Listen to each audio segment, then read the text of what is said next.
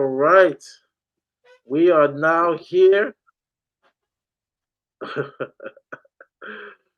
There's a hushness. What happened to our background? Oh, okay. And yeah, I would not do that to Stella. Okay. Oh, yeah. I would not Oh, do look, that. still looks good there. Still looks good right Keep, there. I knew he was an Arsenal fan. keep in the middle. Keep in the middle. It's okay. Oh, man. It's about to go down as the guests are coming in. We have our North London preview show, and this is the calm about before the storm. It's about to blow up. But before we blow up, TJ, how are you doing? I know you guys are really happy. PSV, huh? Are you going to be one of those guys that discounts a win in the Champions League because it was against a Dutch side that's number one in their league? PSV's good. Don't be one of those guys, Mari. Let's not start out on that foot. I know Stell's going to go there. So, yeah. I'm asking how you feeling. I feel fine. I feel fine. I just got done streaming about this, talking about it. Go over to TJ Warren TV sub. Anyway, I just directed everybody in here, so I got a good representation for the Arsenal side in the chat tonight.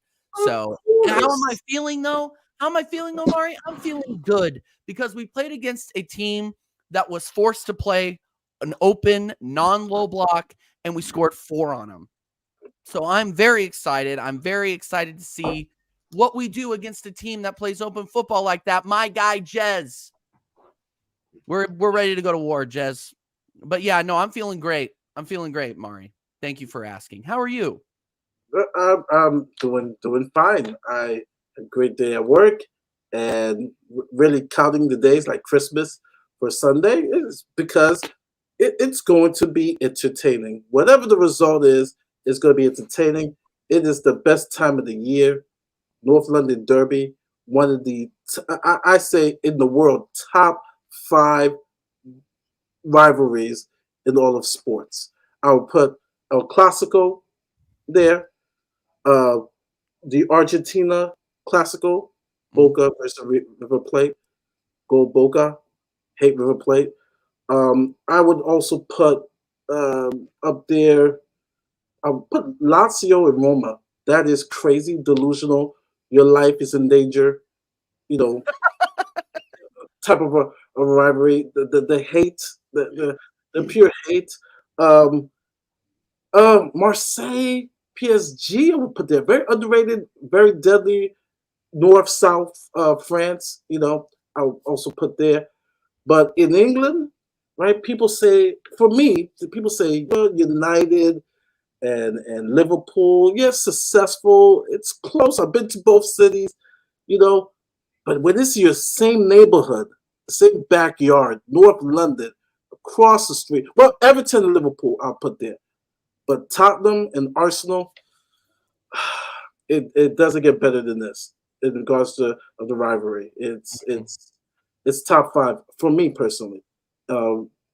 Rivalries in the world. I'm talking global, but I'm doing okay. Jez, how are you doing? I'm good, man. I'm good. Thank you, mate, for having me on. Yeah, getting nervous already. NLD games always nerve-wracking. Ever since being a little kid, it's always it's one that gets you. It's one that gets you. Nothing else like it. Emotions will run high, as we know, and yeah, I'm looking forward to it. I am, but I'm also nervous about it because let's get it right. Tottenham are playing decent football right now. Arsenal played very, very well last night against PSV. We haven't, to be fair, turned up that well against the teams we played in the league. So Arteta's got to get it all right. I mean, I would go with the same lineup tomorrow, barring a certain player, Havertz, in fairness. I'd have him on the bench. I still say there's something about that guy, but we haven't found him yet. He's disappeared somewhere. I don't know what's going down. But, I'm looking forward to the game, guys. And it's going to be tight. It is going to be tight. I'm going to come out with this one, and I know I'm going to upset you guys, Stelios, Murray. Mate, I am going to go 3-0 Arsenal. You don't think they score? No. Oh, Stelios. Some possibility. Stell is going to the first time at the Emirates, North London Derby.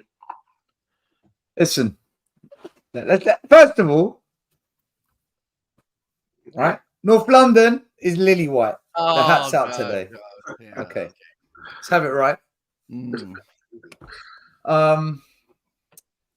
I've heard a lot this past couple of days from Spurs fans and Arsenal fans, and I have to say I'm hearing a lot of bullshit out there. A lot of crap is being said. It beggars belief, right? First of all, let me talk about my own people. Spurs fans who think we are going to the Emirates and we are going to batter Arsenal, you haven't got a clue what you're talking about. We are not going to batter Arsenal. They're the second best team in the country. They're playing really good football. They've got squad depth. We haven't won there in 20 odd years, once only. We're not just going to rock up and batter them because we've got off to a good start. Okay? Stop it. This is crazy from Spurs fans. At the same time, Arsenal fans who are saying that we're going to beat Tottenham 3-0, 4-1. I think Arsenal fans are deluded, right? You haven't watched Spurs this season. We go at teams. Jez, deluded. He's one of them, right? We go at teams, we go at them, and we don't stop. Even if we're losing, we will keep going with aggression, with pace, and with stamina. And, I honestly believe you never know who's going to win a derby. So many things come into it. A substitution that changes the game, an injury, a VAR, a dodgy penalty. Anything can change a game. A mistake under pressure. Anything can change a game. It's impossible to predict what the score or the result will be. But what I know is this. Arsenal 100% are underestimating us this time. They're underestimating Tottenham this season. I honestly believe that. And they think they're going to just walk us over. It's not going to go down like that. Arsenal might well win, and they're the favourites. But we're not just going to rock up and Arsenal going to get it all their way. We're going to give them a game and a half. I know we will. And, I was listening to AFTV today. What a fraudulent channel. I'm going to call them all. What a fraudulent channel. We agree. Dude, I heard that they call him the Don. He ain't no Don, right? I'm just going to call him Robbie. He said, oh, but look at Spurs. They just about beat Sheffield United. Go watch the game. They put 11 men behind the ball. They made it almost impossible. Sheffield United did the exact same thing to Manchester City at the Etihad this season. And Manchester City had the same problem. And Man City just about beat Sheffield United. Does that mean that they're not all that then? They're the best team in Europe. You've got to look at the teams you come up against. You've got to look at the game, how it gets played out. I make Arsenal the favourites. But I'm going to the game because I believe Spurs can walk away with a point. And I'm going 2-2. But I'm not having this one team's just going to go and batter the other. I don't think it's going to go down like that this weekend. The fraudulence is massive. There's huge levels of fraudulence going across the entire stratosphere of North London at the moment. No, I agree with you. And here's the thing is I'm not Jez level confidence. I'm actually very, very nervy. I do see more positives after our PSV match. Like, look, I get it. There's different levels. Do I think Spurs are a better football club overall than PSV? Yes. But the fact that we were playing against a team that is not constantly playing the low block, not trying to play 11 man behind the ball, it's going to be a very open game. Spurs are going to attack. Arsenal are going to attack. So it's really it's going to be all about who can actually take their chances. That's why Yeah. I'm a little bit nervy about this match. I think both, if you are going to lay money on this match, both teams are scoring. Period. Both Do you know who the second top scorers are in the Premier League this season so far? Tottenham. Yeah. We're the second highest scorers in the Premier League this season. I know we haven't played the strongest teams, but nor have Arsenal. Like, other than Man United, what big club have you played so far? Same as us, I think, right? We have same as us. It's the same level. It's the same level of quality of squad that we play. You've just got a better squad than us, though. I think you've got more impact off the bench than us. I think that's agree. where you could outdo us. Why I think we're gonna win 3-2 is I'll say it again later. Mario. I'll say it again later. It's fine. Why I think we are going to win is because the overall quality of squad is better for Arsenal. But I've been talking too much. I want to hear from Mr. Box Office. And we got Dean. Dean came in first, and then Box Office. Dean, big up Dean. Dean, you're Arsenal fan, correct? No, he's Tottenham. He's Tottenham. Oh, okay. All right. He's diehard. He's leaving now, though. What a start. I'm so sorry, Dean. Dear. We'll go with Dean. Like I said, we're still waiting for more people. We got 10, but we got 6 now. So where's that fraud? He's on his way. We got Dean. Run away again. Huh? Dean? Can you hear me? Yeah, I can hear you. Right, okay, because I've just connected these new buds up and I'll make sure that they're working all right to the laptop because the phone will run down very quick otherwise. Yeah, I'm good, man. You? Doing good. Right now, we're talking about the current form of both teams coming in. This is in a long while, both teams coming in, not suffering a loss, undefeated, both coming in. We came in with a triumphant comeback victory against Sheffield United. Arsenal just pumped PSV. Very impressive. Chord, I thought, is coming in very impressive. Martinelli might not play; he's injured, but Arsenal has that depth in comparison to us, where we just lost Perisic. But both teams are coming in on form, and even if it wasn't, form goes out the window when these two teams come in play. So, so we're discussing that. What form are you thinking both teams are coming in as? Well, let me just say that home advantage in this game is a big thing. All over the years that I've ever gone and watched Spurs, back in the old days when we used to go to Highbury and turn up and pay £2 on the gate to have about 15,000 of us in their grand.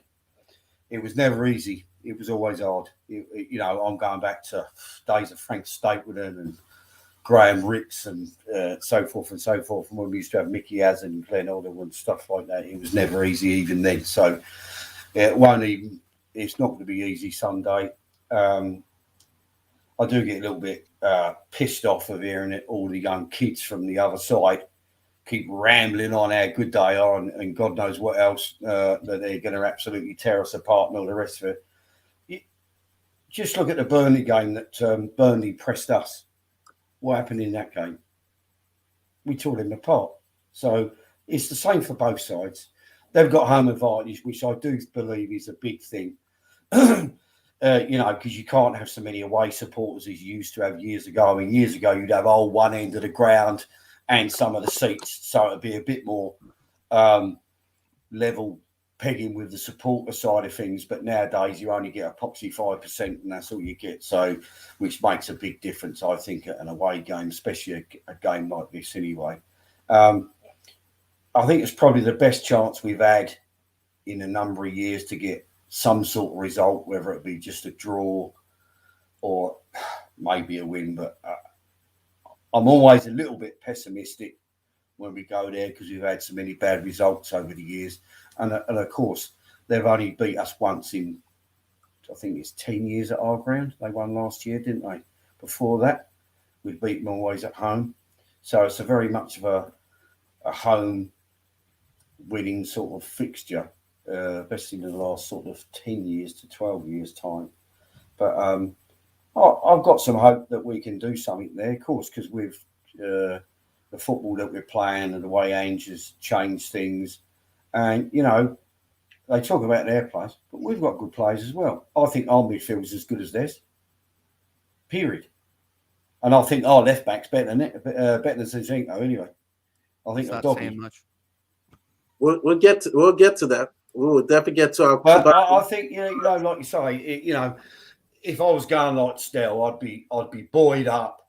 I'd be, you know, ready and going for it and all the rest of it. But, you know, on the other side, I will be a little bit guarded as well. You know, we can't get too carried away at the moment until we start sort of beating some bigger sides. But, you know, we've done well for what's been put in front of us so far.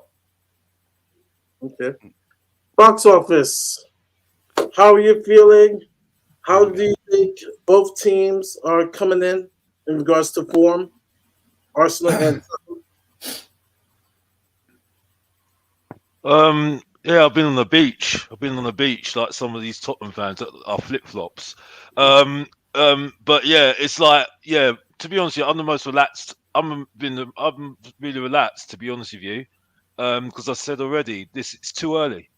This is way early.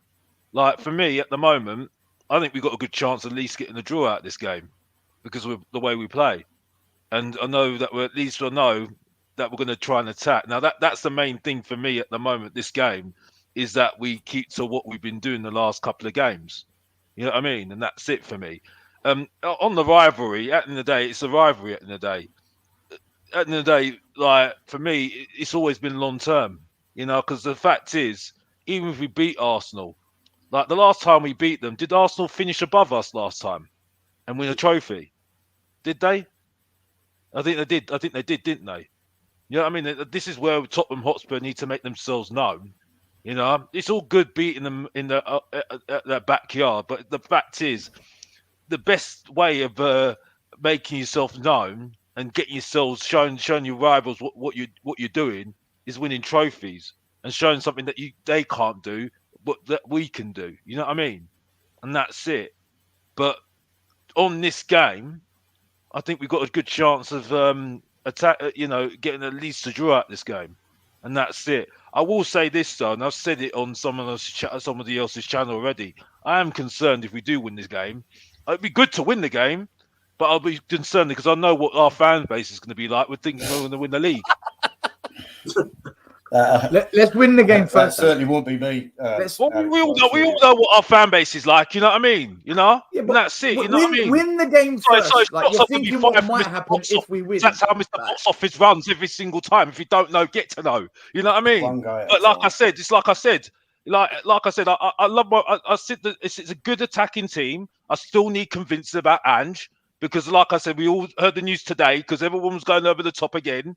You know what I mean? And now all of a sudden, now everybody's going mad because what's happened today. You know what I mean? Yeah. So, like I said, like we need to see how it goes. But if Tottenham Hotspur give a good account of themselves and show what we've been doing the last couple of games, it has been good since Poch. I'll admit that because I've been at the stadium. Yeah, seen it twice, and we've been very good. Best football since Poch all day long. Yeah. I want to see Maddison and Bissouma banter. I don't think they're going to banter Rice. I've got to be honest. Rice is a very good player, but the banter, you know, was it Havertz out the building? Yeah, right. And I hope our defenders can you know, shut out the reject Jesus who couldn't do nothing at Man City. Yeah, all day long. You know what I mean? Yeah. So let's see what they can do. Yeah, and try and give a question mark about their goalkeeper. You know what I mean? Because they want to swap goalkeepers like they're going on dates every single week, isn't it? You know what I mean? You know. But so that's it really for me. So like, you know, hopefully we can see a good result. Hopefully we can see at least a draw at this game, and that's it. That's all I need to say, and that's it. Back to you, Mario. I'm done. So I have a question. I'll start with Jez. I put pressure Arsenal, house money Spurs. and our premise on that point. So, all right, Spurs. Any Spurs fan, realistic or logical Spurs fan, if we would have told us that we had 13 points out of 15, I would have told you, all right, what you smoking? Can I smoke it with you? Or, I mean, Ange has definitely have these guys playing, maybe overachieving a bit with some players. Some players are finally seeing their fruits of their labor. That we're seeing the talent come through. And so maybe we're a little bit ahead. And like I said, even if we win this week, next week, Liverpool,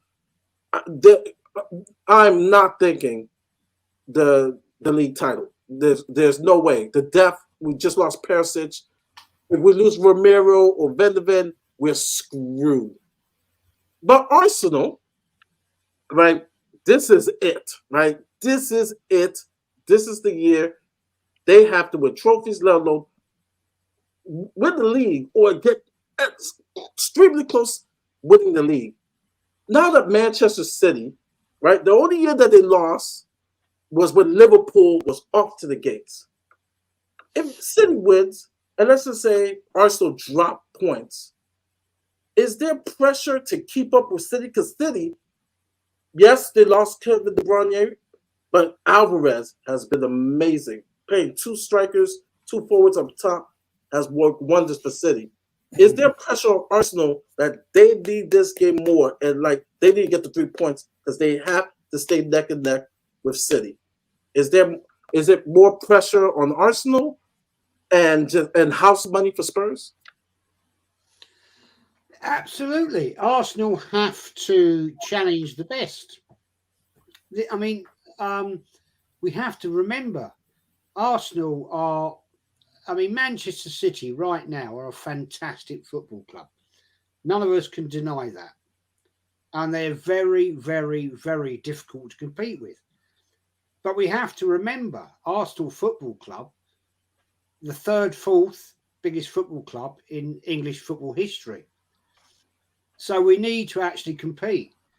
And I'm not convinced, and I'll put it out there, I'm not convinced. I've been saying it from day one. Arteta's the man to do it. He got close last season, but with stupidity of the things he did, and he did do stupidity, let's get it right. Liverpool away, 2-0 up, 2-2, then brings on a new boy into midfield when he's actually a defender. Things like that cost you titles. We only had to beat Man City once to win that league title, and we couldn't do it twice. So that you have to put into question, guys, where is the direction from certain parts of this club? And I have to sit back here and say to you, you have to look at the backroom staff as well. It's not all down to Arteta. Arteta is not good enough. I will say that categorically right now. But we also have to look at Edu, Vinay. Vinay, thankfully, next year is going to leave the club. I mean, I don't actually know what that guy does, but that's another story. The fact is, we have a situation right now where we've been very slow starters and we haven't been playing great football. And I think we'd all agree on that, all of us. Last night was a totally different story. And the question is this, was that because a lot of the players playing last night have never played in the Champions League. So they're fully pumped for it. Fully pumped for that. And fair play to them. They got a great result against PSV, who aren't a crap team, PSV. They're in the Eredivisie League, they're actually pretty bloody decent. First place. They beat us last year in the Europa League away. So, you've got to take teams like this serious. my concern, and this is my concern, right? Sunday, we've got you guys coming down to the Emirates. You're playing some decent stuff right now. And it's going to be it's always a battle with Tottenham. Always. Every time I've ever been to an Arsenal-Tottenham away game, right, since the age of when I was 11, 12, actually, I lie. Sorry, Jez, what did you say? Tottenham what? Tottenham? No, what I said was, mate. When you go to Tottenham, you said when you go to Tottenham something. Yeah, Tottenham away, Tottenham home. Oh, Tottenham away. Okay. Right? Even when I've been to games myself, when I was like 11, 12, going up to Tottenham or back in the day at Highbury, it was always a nerve-wracking time. And yeah, I've made a prediction to you guys, which you don't agree with, and that's fair play. I respect that. But the fact remains, it's a difficult day out wherever you go, wherever we go with Tottenham. Yeah, cup games, cup games at Wembley, semi-finals. Yeah, always. You can never predict it, but I've stuck my head on the line, and it's going to get chopped off probably. But I think Arsenal are just a little bit stronger than Tottenham right now. I think we've got a slightly different situation, players we can bring off the bench. If Arteta gets it right. Because Arteta, I think we can all agree, invariably can cock it all up by the wrong substitutions, too late or at the wrong time. And that is my big concern, because last night, I think, and I'm going to shut up in a minute because I'm waffling, is he got the substitutions bang on at the right times. I don't want him to start with Havertz. I'm sorry, he's a weak spot. We need to start with 11 players and not 10. Facts. Right now, we start Havertz. We start with 10 men. Fact. Sorry, I've been there, seen it. It's not good. Up against you boys, who are always going to come on us. It's every game. We know. All of us have watched tens of London derbies, North London derbies, and we know the intensity. So Arsenal need to start with 11 players, not 10, because I'm not going to write you fellas off at all. Mm-hmm. But I made my prediction. If I get it wrong, I fall on my sword. But it's. I'm getting nervous now, guys, and it's only Thursday. Yeah. Right? No, Mari, I'm going to answer this question. Then I got to step away for a few minutes. Okay. The pressure is all on Arsenal. I think, and I've asked the majority of Spurs fans because I talked to a lot of you guys. I don't know why, especially still with that hat. Lily White. Okay, yeah, Lily White. all right. No. I think a draw for us, Jazz, and I think you'll agree.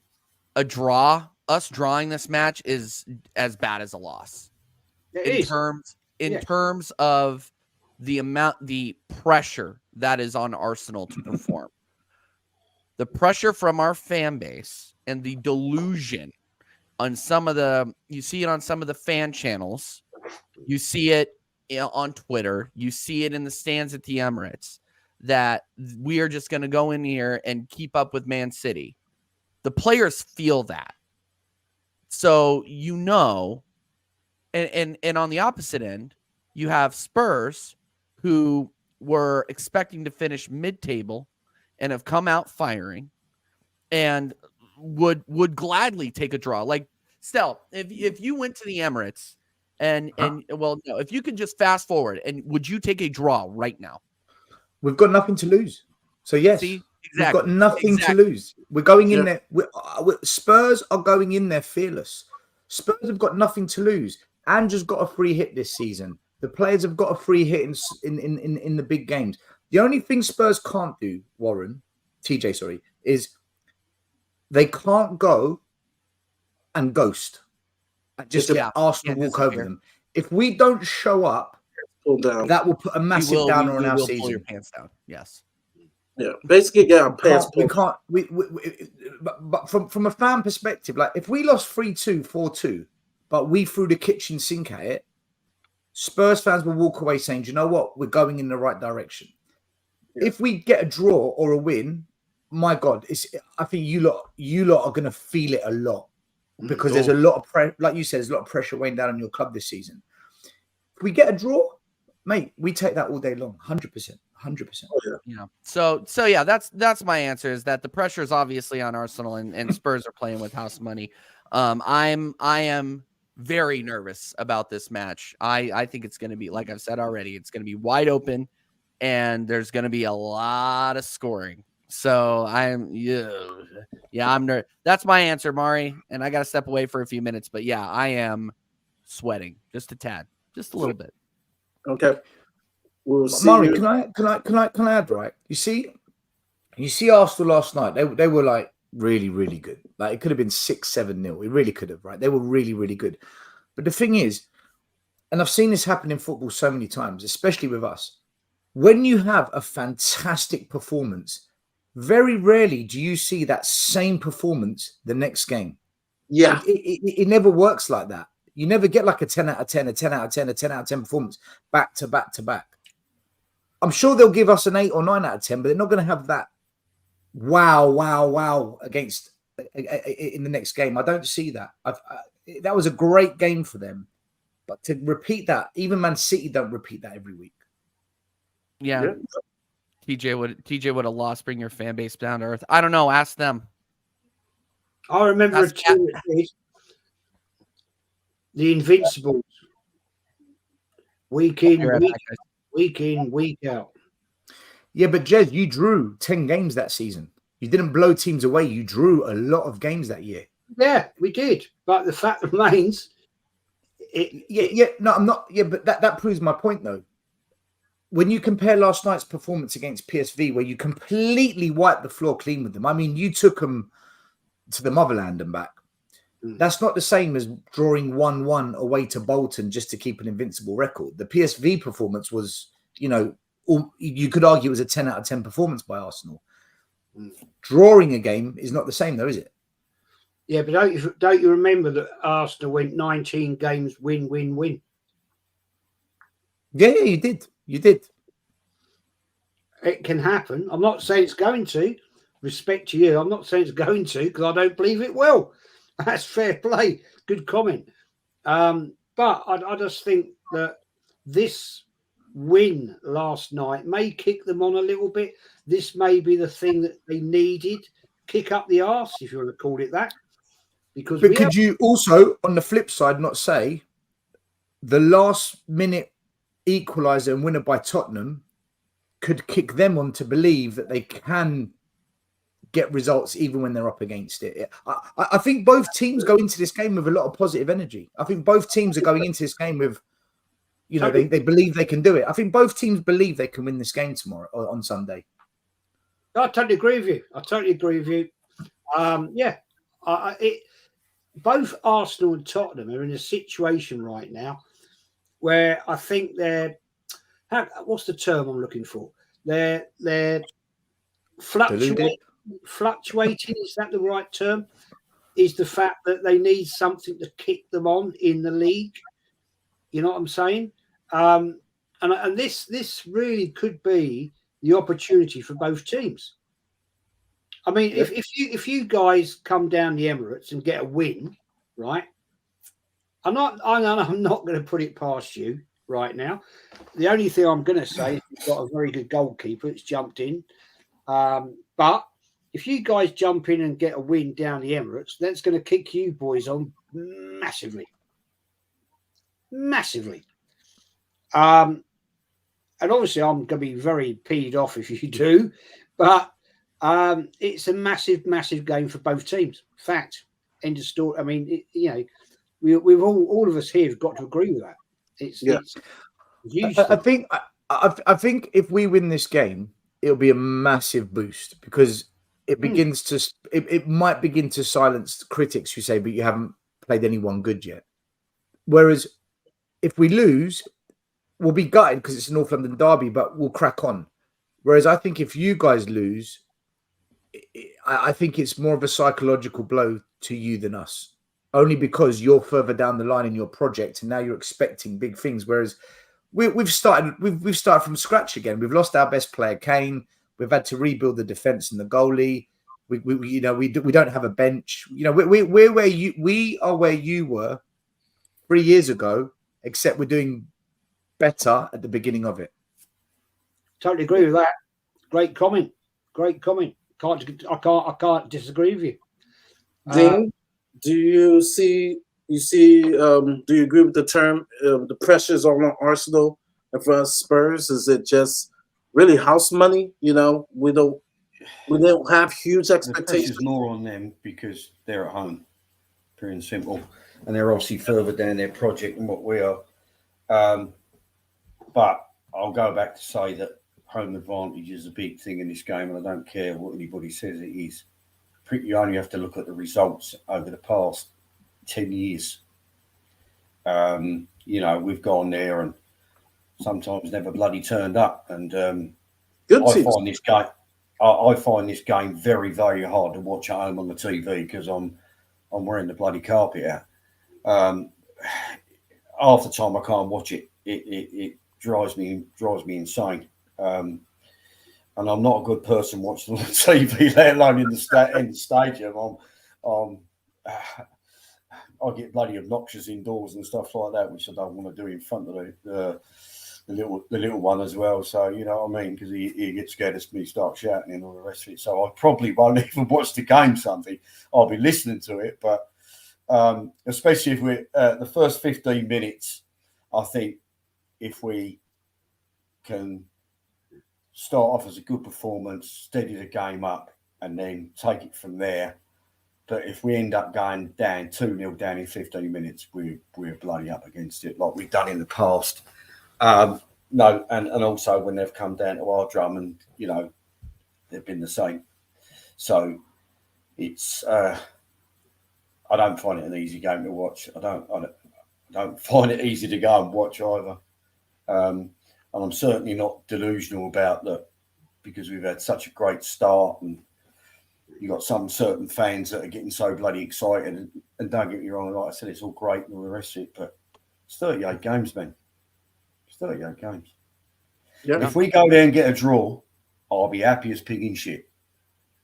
Because I know next week we've got a better chance of beating Liverpool at home, and I think we have a beaten Arsenal away because we've got the home fans on side.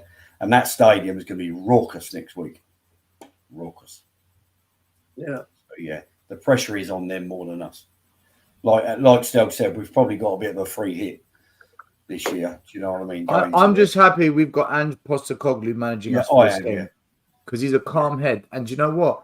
Yeah. He's had 2-3 years of experiencing the Glasgow derby.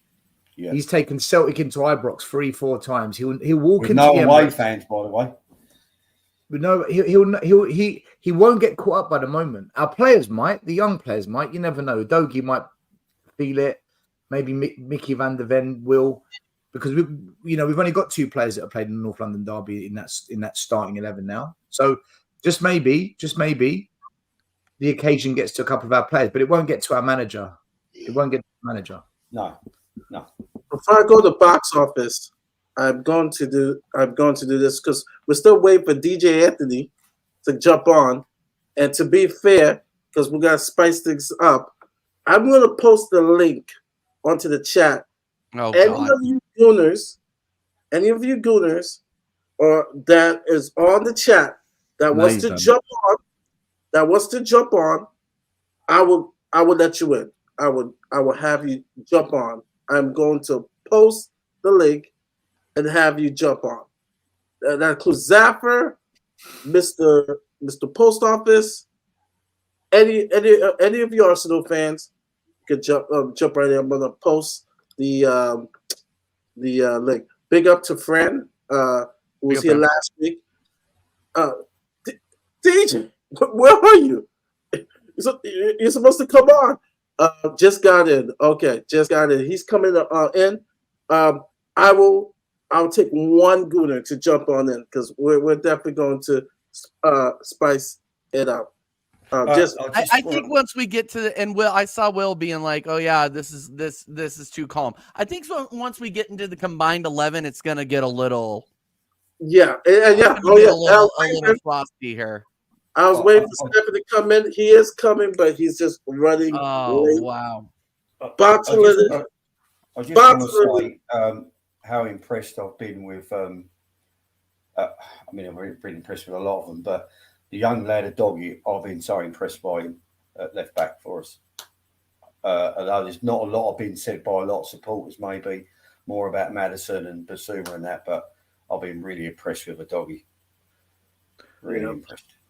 Well, he's up against Saka. He's up against Saka this weekend. You know? Yeah, he's took to it like a duck to flipping water, and he's made 2 goals for us. One Saturday, he nicked the ball, and also at Burnley, he nicked the ball, didn't he? I just think he's only 20 years old. Brilliant. Anyway, carry on. Box office. House money for us and pressure on Arsenal. Well, yeah, maybe it's more pressure on Arsenal. I honestly don't think, really, for me at the moment, that it's a game that, like I said, I think it's just a case where we need to just show what we've been doing the last couple of weeks. If we don't do the same thing that we've done the last couple of weeks, I think that it'd be a bit disappointing. I think that's the thing. You haven't learned nothing for the last couple of weeks. So the main thing is, for me, is that we carry on what we're doing, what we've been doing the last couple of weeks. We will get thrashed one game. We will get thrashed, and I expect it, because this team has not popped. It hasn't popped, like I said before. But, you know, I think the main thing for me is that we give a good account of ourselves and we do the attacking football we're doing. We do the same pressing that we're doing, and that's it for me. And that's it for me. And then it will show that we're actually learning. We're actually learning what we've been doing the last in training the last couple of weeks as well. Also, I've been told that because we haven't got Europe, we've got a week to prepare. So, you know, there's no excuses. There's no excuses really for us not to attack this Arsenal team and show what we can do, and that's it for me. If we get picked off on the counter attack, we get picked off on the counter attack as well. That's when we'll learn. We'll learn how to deal with that sort of thing when we come against it, and that's it for me. But the main thing is that we keep doing what we're doing right now, and that for me is the best thing for me at the moment. Us winning the next 2 games, especially this one. And then, you know, we just completely flatline. Don't make no difference to me. Like I said, I think we need to carry on the things that we're doing. That's the message I'm saying at the moment. I don't get this message. I don't understand it. I hear so many Arsenal fans saying it. I just don't get it. If Spurs play attacking football and we're allowed to play attacking football, you're going to feel it. You're going to feel it. Like, I think the same applies. I think TJ said it. If you come at us, that's what we want. Yeah. We want the same thing. So what are you going to do? Is Arsenal going to sit back at home in front of their fans? Of course not. Yeah. You're going to go for it. 0 chance. I'll tell you what, Poro's going to ping balls down that right-hand side for Sonny to run onto. It's what I'm saying, but they're going to do it to us. We're going to do it to them, and it's going to be like, I can't remember who said it. Whoever takes the chance. I will say this. I will say this though. Adoji's been very good. Yeah. But I'm not having this whole thing about, again, Tottenham fans go over the top. It's like Sechenko went over the top. He's a reject from Man City. I'm not being funny. You know, it's like Adoji. Adoji, yeah, he's been very good. He has had a very good attitude, right, when he came in, because he came in for Conte all day long. Yeah, I was worried about him. I said, well, he's coming for Conte. He's going to come for Postecoglou. It's like, what's going on here? Yeah, he's had a fantastic start, and to be fair to him, yes, he's made some mistakes, and he will still make mistakes because he's a young player. But the Tottenham fans going over the top, oh my gosh, they're putting him in the top 11s as well now these days. I mean, it's unbelievable. He needs more time. You know what I mean? This guy's still got a long way to go, but he has been very good. But Tottenham fans go over the top about this guy. Maddison. He's been very good. I've been very impressed with him. Shit, Alex, like Sessegnon and Reguilon, and Well, that's the point. Ben, That's the Ben point. Davies. Played well That's at the Man point. It's just United. like because we've had some. He got because Reguilon we've got had rubbish absolutely left bullied backs when in he the had to defend past. yesterday. Going forward, he's all right. Yeah, Defensively, Reguilon, like you fart and the guy falls over. I know, but this He's is the point awful. I'm making. But we were making a Made big of deal about paper. Reguilon when he Reggie's was made of paper. when we're under Mourinho. We were saying, "Oh, he's so good. He's this. He's that. He's this." And I was like, "No, he's not." And look what happened. He got shipped out on loan.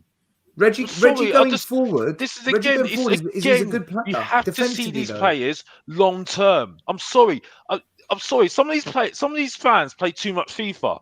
Yeah. Some of these players can't even touch some of these players in 90s. I'll tell you right now. Yeah. There were real players in the 90s. Yeah. 2000s. Yeah. These players can't even do 2 seasons without you know, and then they go downhill after 2 seasons. You know what I mean? I'm sorry. Doji, he looks good.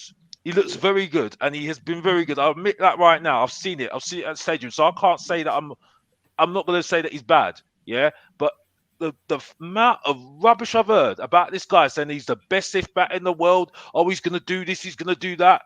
I'm sorry. Again, you're just leaving yourself for getting bantering when this guy goes downhill, and that's it. You know what I mean? He needs to. You need to see him in another long term, and that's it. That's what I'm saying. Sorry, I'm not going to lie about my team. I'm sorry. I don't care if it's Arsenal versus Tottenham. I'm going to be truthful about my team, and that's it. Back to you, Murray. I'm done. Well, let's get to one of the heated topics. This is going to kick off. North London Derby combined 11. Let's start out on the side of. Let's start with the defense. No, actually, let's start with keepers. Combined 11. Vicario, Ramsdale, or Raya, because you guys have a little controversy going on. We'll start Can I start off? Can I start off? Well, yeah, we'll start. Go ahead. I'm going to just say it right now because Arsenal are doing double dates with their goalkeepers. I'm sorry. I'm not saying he's been very. I don't think he's the best player at the moment. But I'm sorry, I put Vicario in all day long. I'm sorry. No. If you can't make a choice about your 2 goalkeepers, I'm sorry, I put Vicario in goal. That's my choice, and that's it. Sorry. If we're gonna start being truthful, let's be honest. You can't even make a choice. Your manager can't make a choice about your 2 goalkeepers. David Raya. I'm sorry. That Vicario in goal for me. We got Vicario box office. Let's go to TJ and then we'll go to Jazz. We'll go. Can I just say before TJ speaks, right? Alex literally said to us, "I'm a Spurs fan, but I'm not going to be biased." Blah, blah, blah, blah, blah, blah, blah, blah. Therefore, Doji's average. But then he goes and picks an Arsenal. Then he goes and picks a Spurs goalie who's only played 5 Premier League games compared to Ray and Ramsdale, who have got 4 or 5 years of experience between them. But they can't make a bloody Where's your choice about bias now? Where's your bias now? You cherry pick. It's like they can't make a choice about the goalkeeper, Stelios. That's a nice cherry. They can't make a choice about the goalkeepers. It's like we're going on double dates. What does that have to do with anything, every Alex? single week, bruv. I'm sorry. Alex, what does that have to do with anything? You said you're not going to be biased just because you're a Spurs fan. Then you were just biased. Well, I'm sorry. I'm sticking by my choice. It's Vicario in goal. Make an argument for me, then, Arsenal fans. Make an argument. Make yourselves known. Make yourselves known. Then. Tell me more. Wait. So Adogi, we can't judge him because it's early doors. But Vicario, who's only played 5 games, we can judge him as the best goalie. Make that make sense. TJ, make yourself known. David Raya starts in goal for me. 2 clean sheets in his first 2 starts for Arsenal, and he was a top 3 statistical goaltender in the Premier League. Yeah, Hugo Lloris. Yeah, once he finds his way out of his liquor cabinet, Hugo Lloris. David Raya all day long. I think he's looking very strong. His ball distribution is looking very, very good. I am not discounting Ramsdale. He got us to where we are. But it's looking like Raya is the choice for Arsenal moving forward, at least for now. And I really want to see David Raya in this game because maybe we get to see how he handles some offensive pressure from teams not named PSV and Everton. Don't get me wrong. I do understand that his level of opposition in those clean sheets was not that great. But Last year, I'm going back to last year when he was starting for Brentford. He was under fire for most of the season. Got that team to a mid-table when with other goalkeepers, they might have been in a relegation fight. Top 5, or I think he was top 3 in save percentage last season. The guy is incredible. Starting David Raya. Your keeper, Jazz, combined 11. Well, with respect to Mr. Box Office, that was an absolute nonsense statement you just made. The fact of the matter is, Arteta's made his statement. You can clearly see what he's saying is that Raya is the man. And I don't get your statement to say, well, we're indecisive between two goalkeepers. He's played him against Everton. He's played him in his first Champions League game. A very seasoned Premier League goalkeeper. Best stats, dare I say, in the Premier League last season. So he's made his decision. So, for me, it's Raya.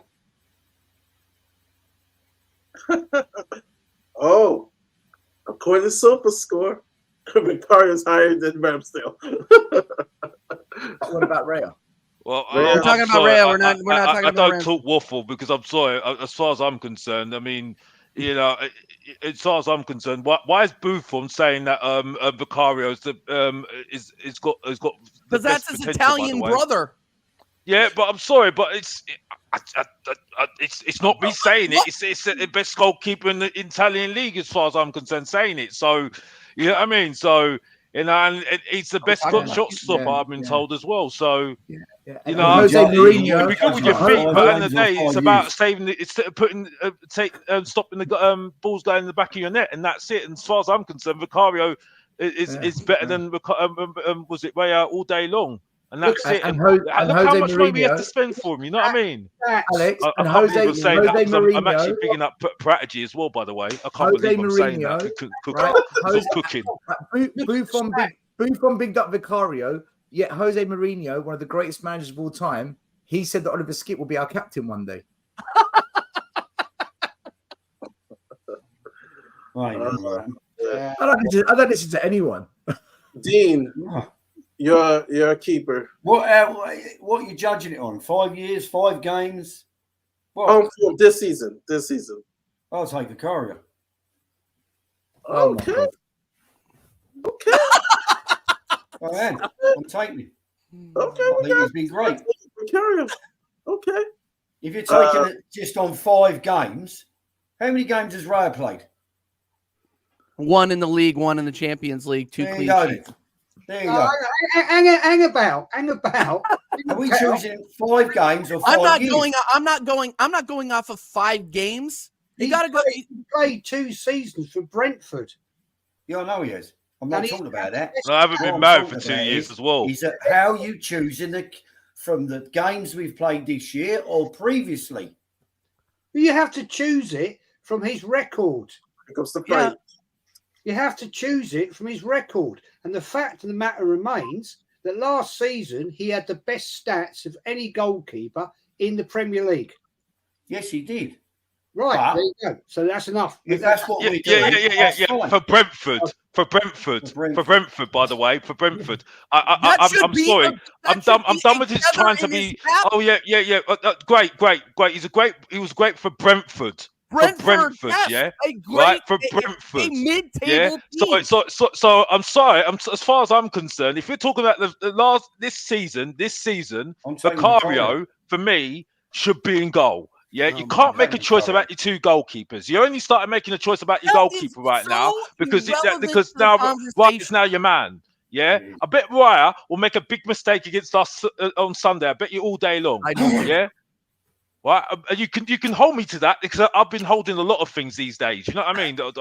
Maybe they should take that statement out of my mouth, by the way. But you get what I'm saying. Not holding anything rude, by the way. But the point I'm saying is, right, as far as I'm concerned, Vicario has been solid. He has been solid for Tottenham, and that's it. Yes, he was a bit dodgy against Brentford. Yes, he was. But as far as I'm concerned, I am fighting to put Vicario in that goal. Now, you tell me, you give me a reason why Vicario shouldn't be in that goal right now, and then I'll give it to you, and that's it. Yeah, give it to me right now. I want to know. I want to hear from Stel. You just answered your own question.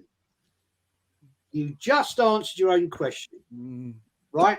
How many clean sheets has he kept at Spurs this season? Well, it's not that much, no. He hasn't been, but he's been very good shot stopper, though. And you're not going to get that many shots.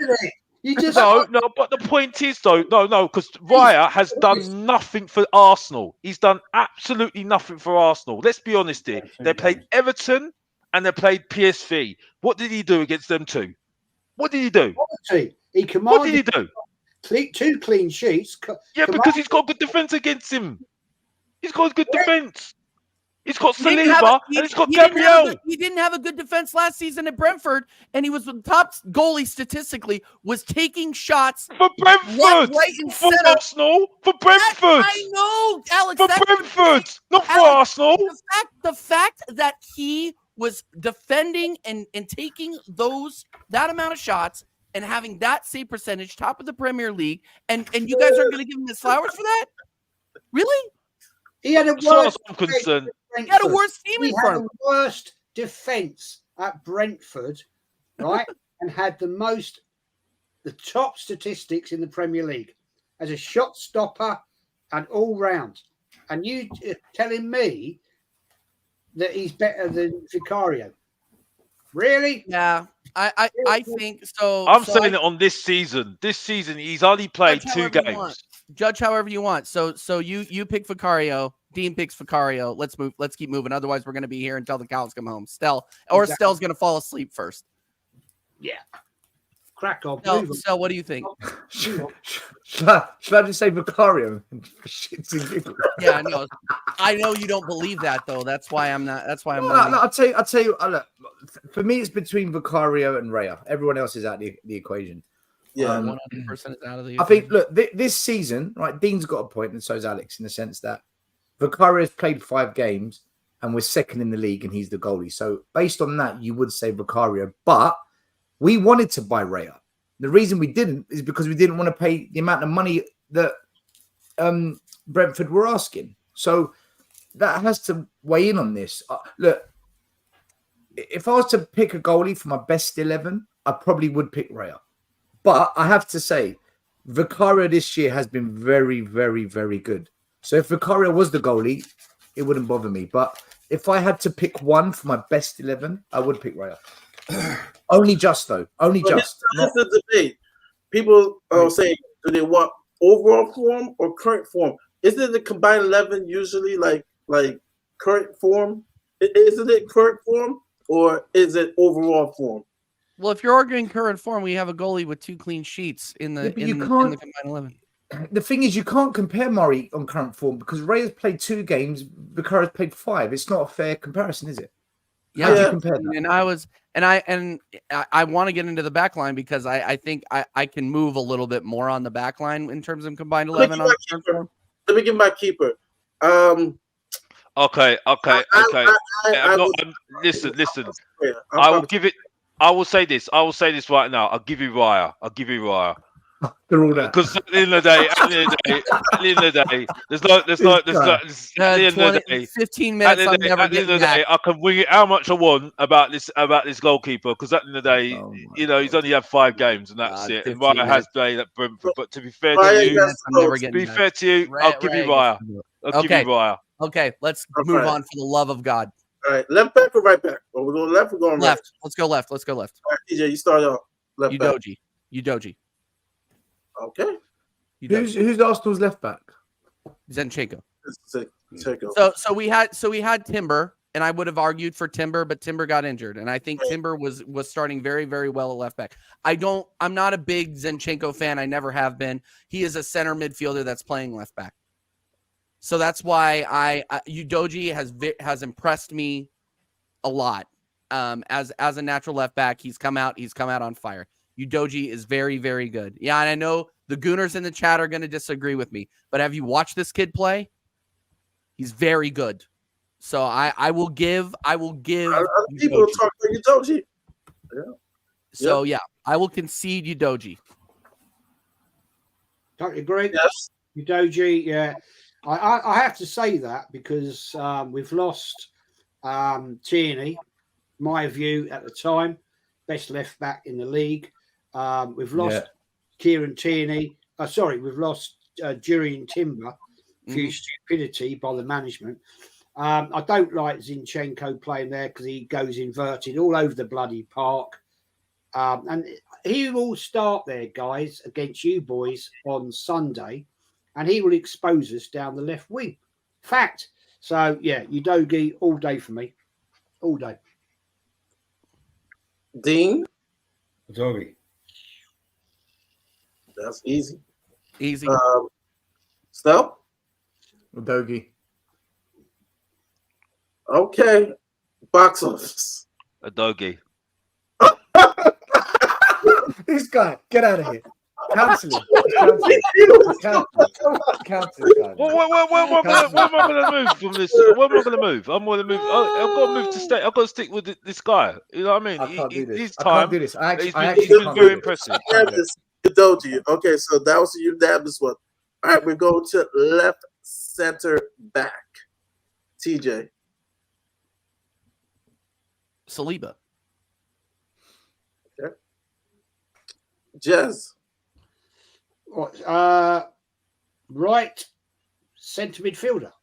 No, left center back. We're in the center back. Let's just do center back pairings. It doesn't necessarily have to. Does it have to be left and right center back? Just do pairings. It's easy. Yeah, just do pairing. Centre backs, obviously, it's Saliba and Gabriel all day. Agreed. All day. Great partnership. What's yours, TJ? It says Saliba. It's Saliba and Gabriel. Okay. Dean.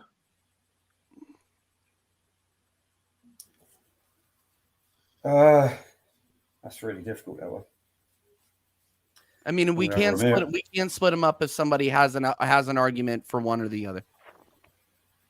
So it can be like Saliba and Romero, but you have to have an argument. I think I would, on past performances, if we're not going on the last 5 games, if we're going from before, I would have Romero and Saliba.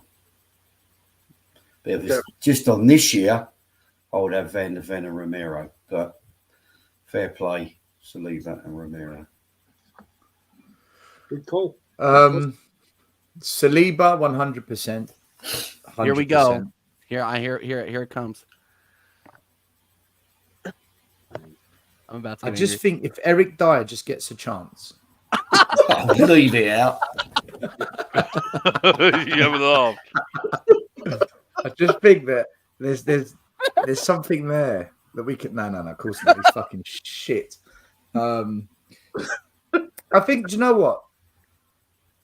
I've never been a fan of Gabriel, especially when Saliba got injured. I thought Gabriel was all over the shop for Arsenal. I've never really rated him as much as Arsenal fans do. I know he's had good performances and he works well with Saliba, but I don't know, man. Romero for me this year has been absolute top draw, and he's calmed down. He's not rash. I'm going to go Saliba Romero. Yeah. Box office. Even though he had a bad season last season, right? Romero, I could lean towards Saliba's got to be in there. I'm sorry that this guy gave Gabriel look very good last season. I've got to be honest. And he was the guy. He was the guy for your defense last season. It shown because when he went out the team last season, look what happened. He collapsed. So yeah, Saliba for me, and I can't put Van der Ven in. Unfortunately, it's too soon. So yeah, and I don't rate any of the other defenders for Arsenal, so it has to be Romero by default. Okay. Mine's is like rest of everybody else. Well, the bottom, Saliba Romero, Copa America Romero that we're seeing. Now we go to right back. This should be interesting. Ben White, Poro. TJ, go ahead. Ben White. You want to hear why, or do I? Yeah, He is arguably one of the best right backs in the league. He's great. He overlaps. He supports. He provides not only a defensive threat but an offensive threat as well. He scored 2 goals overlapping last season, so he's contributing offensively. He's contributing defensively. He scored more goals than Richarlison last season. Not that that's any big accomplishment. Yeah. So, Eric Dyer scored more goals than Richarlison last season. What is it about Ben White? And I think that he was played out of position his first year at Arsenal at center back. You got to give Arteta his flowers. He found his position at right back, and he's been a star ever since. I have not seen enough out of Poro to equal that. But what is it with Ben White and England at the moment? Why is he not getting on with some of the England players as well? What is it about him and Harry Maguire's elite. Harry Maguire's class. Yeah, it's no. I don't want to get into Gareth Southgate because that's a whole other conversation. But yeah, no, that's Ben White. Because he seems to love it Arsenal, but he just seems to. I don't know what's going on there. To be honest. Southgate doesn't like his work rate. Is what I understand off the pitch. He doesn't. He went to the World Cup. He didn't study or watch any of the tape to improve on any of his play. He got sent home early from the World Cup because Gareth Southgate and him don't jive. Do you know what it is as well? Sometimes certain players, the way the team plays just doesn't get the best out of them. Like we saw it with Bissouma last year. People could argue, although Bissouma was injured a lot, that the way we played just did not suit Bissouma. Now, the way we're playing under Ange, Bissouma is an absolute animal of a midfielder now. So Ben White plays in a really, really good Arsenal team that plays football the right way. Southgate is anti-football, man. Take Jude Bellingham out of England, they're fucked. They're absolutely fucked, man. Yeah, he's not a regressive manager, Southgate, is he? Oh, he's awful, Dean. He's fucking. Yeah, just talked about Ben He let White, that Jamal Musiala not even play for England, and now he's Bayern Munich's best player. Yeah. Don't figure that out. Yeah. So Ben White, what do you think, Jez? Ben White for me, man. Ben White all day. Class. Dean. He's going to say Poro. I know it. He's going to say Poro. No, I'm not. No, I'm not, because Poro's great going forward, but not as a defensive player. What are you thinking? Good guy. Mr. Morale.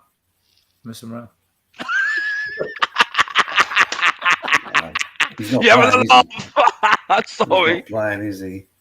Although I don't like to say it, I'll stick Ben White in, but I won't put Ben White in as a fucking central defender because I think he's dog shit there.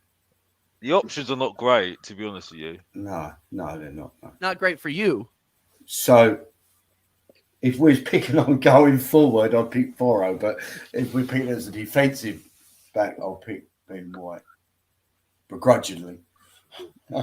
That's fair. Begrudgingly. So, I'm being quite nice tonight. Hell. If I was just going on this season, I would pick Poro because he's had a cracker. But I never judge it off 5 games. I don't think you can. It has to be Ben White because he was good there last year as well, and he's doing well this year. So he's consistent. He's showing consistency. So Ben White. Mr. Box Office. Yeah, listen. I unfortunately have to go with Ben White. I don't think. I think he's okay, but I just you just cannot put Poro there at the moment. He's only just started. I think, yeah. Unfortunately, it has to be Ben White. It has to be Ben White. I can't argue Poro. I can't do it right now. I really cannot. Even though he's been okay these past 5 games, I can't. Yeah, I need to ask Will. Will, what are you posting? What are these are these rated like overall game ratings? What are you putting in? What do these numbers mean? SofaScore? Okay. No, just asking. Go ahead, Mari. Sorry. My reluctantly, I have to say this. because I don't really rate him, but I love Poro going forward, but balance, I'm going to have to go with Ben White. Yeah. Yeah. It's like a meh, but I'll go with Ben White. Yeah. Well, Midfield. what are we? Okay, so what are we? We gotta talk about the midfield before we do. We're just doing three in the center of the park. 3 in the center of the park. 3 in the center. Oh, jeez, this is gonna be fun. We're doing 3, and let's go to reverse. Let's start with box office. Who is your midfield 3? Oh, this is gonna be good. All right, Bissouma, Maddison, and Rice. Sorry, I can't put the reject Odegaard in. I'm sorry, I don't care. Oh whether my it says I can't put the God, reject man. in. And Rice, yeah, he's class. He is class. I've got to be honest. And Maddison's better than him all day long. I'm sorry. Maddison's better than Odegaard all day long. And Bissouma was always my midfielder.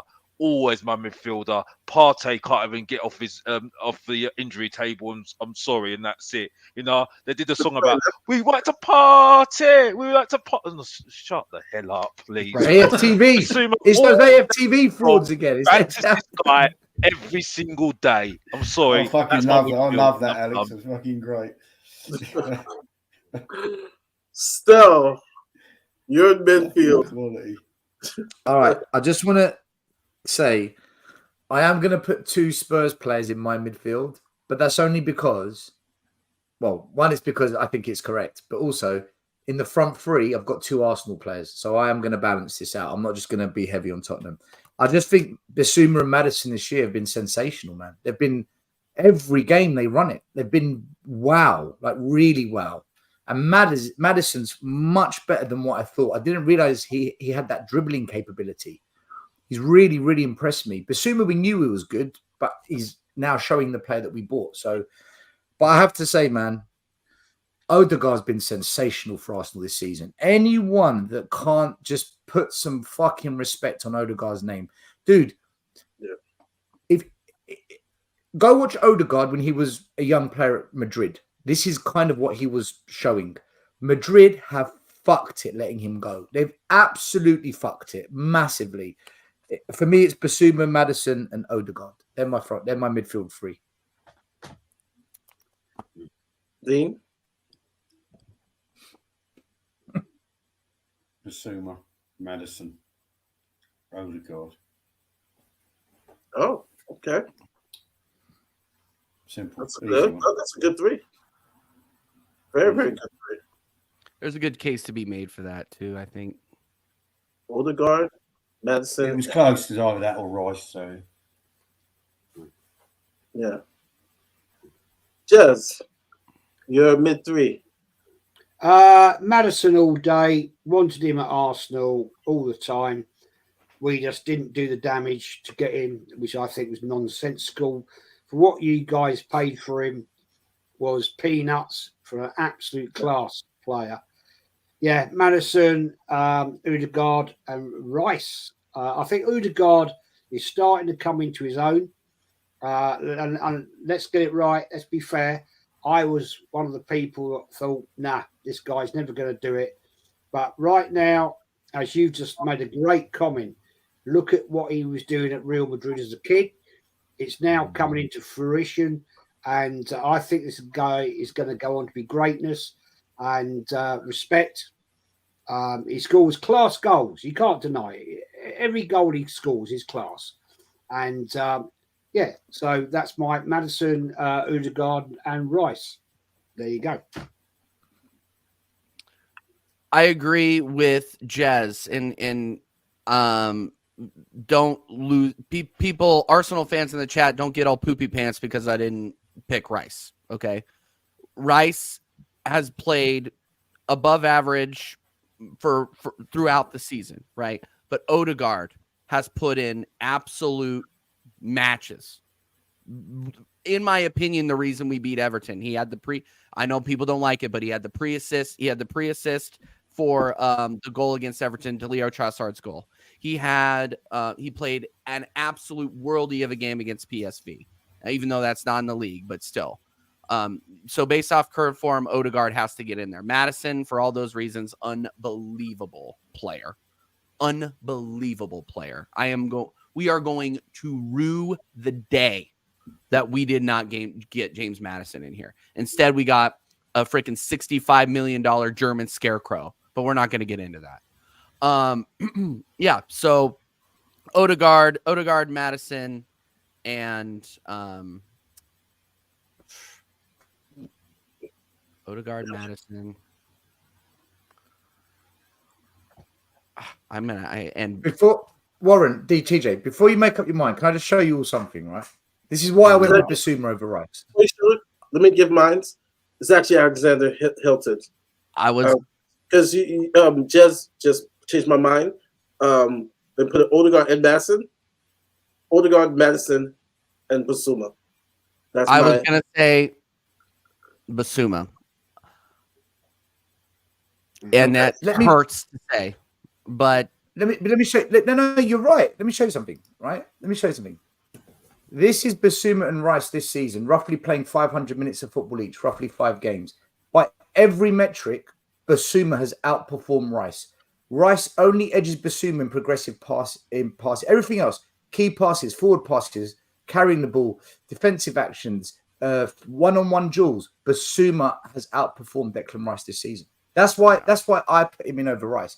Doesn't mean Rice isn't quality. Rice is a top player, but Rice is a bit more defensive. I think Bissouma is a bit more progressive as well as defensive. They're slightly different players. Stell, you can take your stats and shove them where the sun don't shine. No, I'm just kidding. I agree. No, I agree. Like I've watched the facts, man. It's facts. I know. I've watched the matches. It's fact. And look, Rice is a hell of a player. He's going to be incredible for us, future Arsenal captain. But if we're going on current form and we're looking at stats and we're having a non-biased, well, sort of non-biased. It's got to be Bissouma. So yeah, we can't keep possession. We keep a whole lot of possession. But the front, such a crock of shit in all my life. But the front three, which we're about to get to, now that's going to be front three's easy. That's a different story. But yeah, we can keep possession. That we can do. This year we can do that. I don't know where he's getting that from. He must be watching the wrong fucking games. Yeah, because we've been keeping possession. A whole lot of possession. Now, Jesus Christ. I don't know. Yeah. Watching, man. What was your possession against Sheffield? That's what. Look, and I'm a non. 70%. I try to be non-biased when it was like 80%. Listen. I will say this. And you know I don't lie about my team. Yeah, right. We did have a lot of possession, right? You know I don't lie about my team because I'm honest about my team. Yeah, I'll be honest when I don't think it's that great, and I'll argue with those Tottenham fans and the give back keeps on giving. Yeah, but listen. Like we did well, and I said, you know, it was just a test, and that's it. We're learning. We're still building at the end of the day. You know what I mean? So like, you know, Sheffield United did what they did, and that's it. But we did well for what we did. If it was a team that we were doing a couple of years ago under Mourinho or Conte, we would have lost that game. Or Nuno. Yeah, definitely. You know what I mean? So we're not doing too badly. You know what I mean? It's just at the end of the day, we are still building, and that's my expectations, and that's it. They gave us a test because they were wasting time, but we got extra time and we got the goals. So and Postecoglou did some good substitutions, and that's it. So. You know what I mean? It's what it is at the end of the day. It's early days at the end of the day. You know what I mean, guys? Yeah. Mari? Up top? I want to kick this off. Man, yeah, because up top, I don't think it's that hard. It's not that hard, isn't it? It's not that hard at all. If I'm really honest, I'll put Song up front because I don't rate Jesus, and I don't rate because he's a reject, and I don't rate. I don't think he's a reject. Who's just a second-rate striker that I could be better than him all day long. You know what I mean? I put Saka there. Because Saka is he's getting consistent, and I'll give him that. Yeah. And Martinelli, even though he didn't turn up, he hasn't turned up the last times I've seen him at the Tottenham Hotspur Stadium. He's been class. And that's it. So I'll give it to you there. 2 Arsenal players, and that's it. Stel? Okay. I'm gonna go with El Neni, Richarlison, and Kai Havertz. Really? You take the piss, and you. No. I think, look, if we're going to be fair, just because he scored the most goals out of any player between the two clubs, Son has to go in there. Just purely from that's how many goals he scored this year. He's prolific as a goal scorer throughout his career at Spurs, so Son goes in. Saka's a no-brainer on that side of the pitch. He's arguably one of England's best players, top talent. And then I was thinking Jesus, but you know what? Jesus is wasteful, you know. I'm going to go with Trossard. I think and Spurs wanted Trossard. We just did again. We didn't pay the fucking money. He's a good player. Do you know what? I'm going Trossard, Son, Saka. Trossard. I wanted to put Trossard in there, but you can't. It's difficult. It's difficult because Martinelli's been good as well. So I don't think it's difficult at all. I don't think it's difficult at all. There's an argument for Trossard that Trossard is or has been Arsenal's most consistent player since we brought him in January.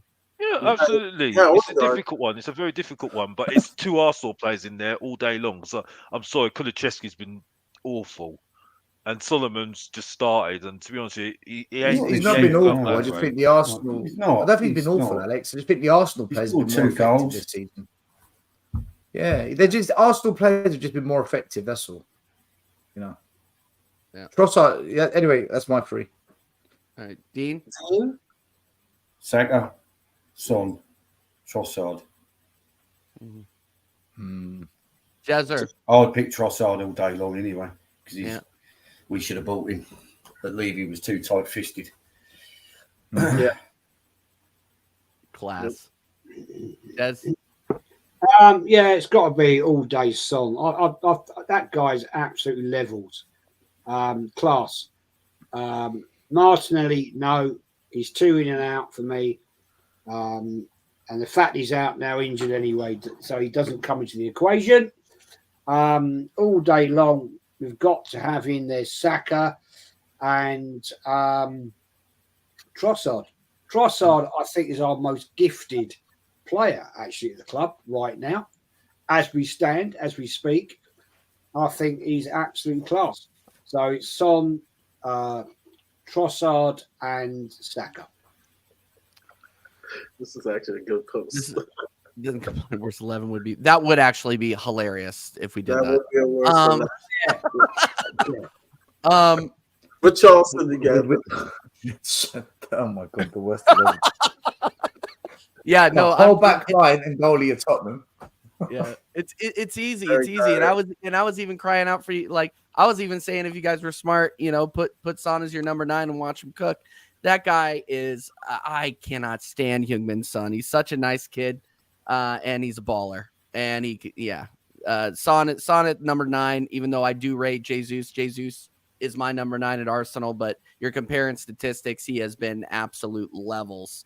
And then obviously Trossard on the left. My boy Bukayo Saka on the right. I'm going to go chalk. Trossard is easy. I would have chosen Martinelli if he didn't get injured, but it's going to be Trossard starting, and so I have him. I have Son up in the middle, and on the right I got Saka. It's easy. Between him and Kulusevski, not even close. It's Saka, and I know. A couple of years ago we were saying Kulu was better than Saka. He was playing better than Saka. Not last what, season, like 2 weeks for like 2 weeks. Let's get it right. Let's get it right. Let's get it right. I'm sorry.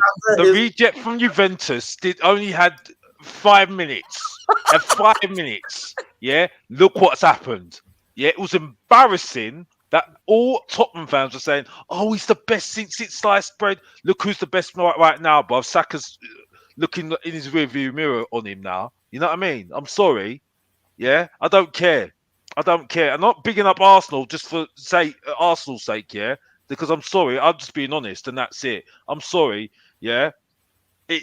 Saka all day long. I'm sorry, he's been consistent. He's been consistent in a team that was going for the championship last season. What were Tottenham doing?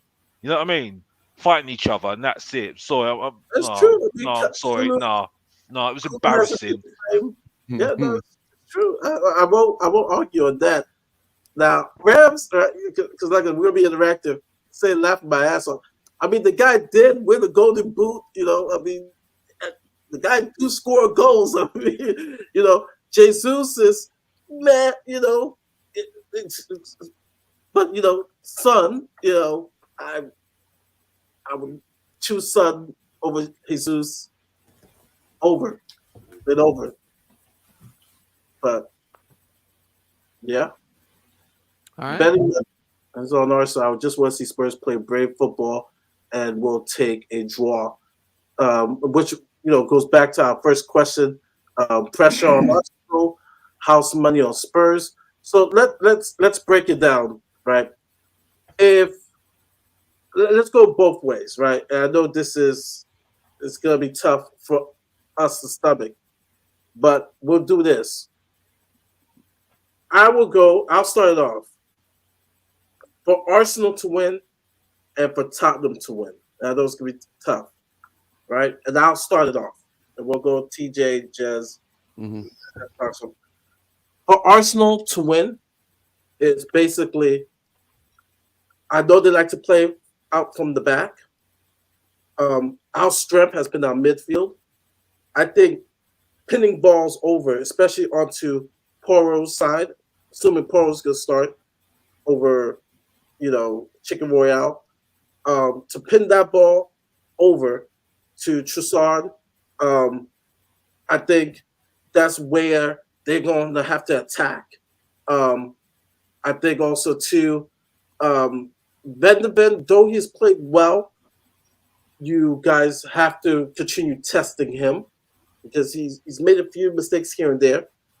And I think set pieces, I'm very, very worried because going back to Van de Ven, my Brighty, I'm saying his name wrong, for Sheffield United, gave him problems. And Van de Ven is weak in the air. Romero has been better this season in the air, but Van de Ven has been weak. And my fear is Arsenal is going to probably get a set-piece goal because Saliba and Gabriel is great in the air. Arsenal's, I think, in my opinion, they're good at set pieces. So that's why I worry. Whereas Tottenham, for us to win, attack Zinchenko's side, attack with Udoji and Kulu to our point of attack to set up opportunities for Sonny to be able to score. I think our midfield, which has been our strength, is going to have to play once again a solid game. It's Sheffield United. They were good, but not spectacular.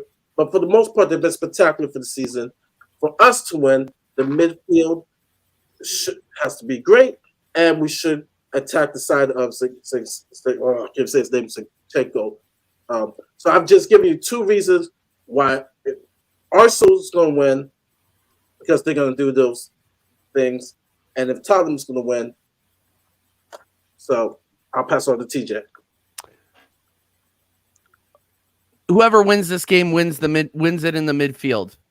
It's going to be won and lost there. So I need keys to the game is I need performances out of Fabio Vieira, because we are not going to start Havertz.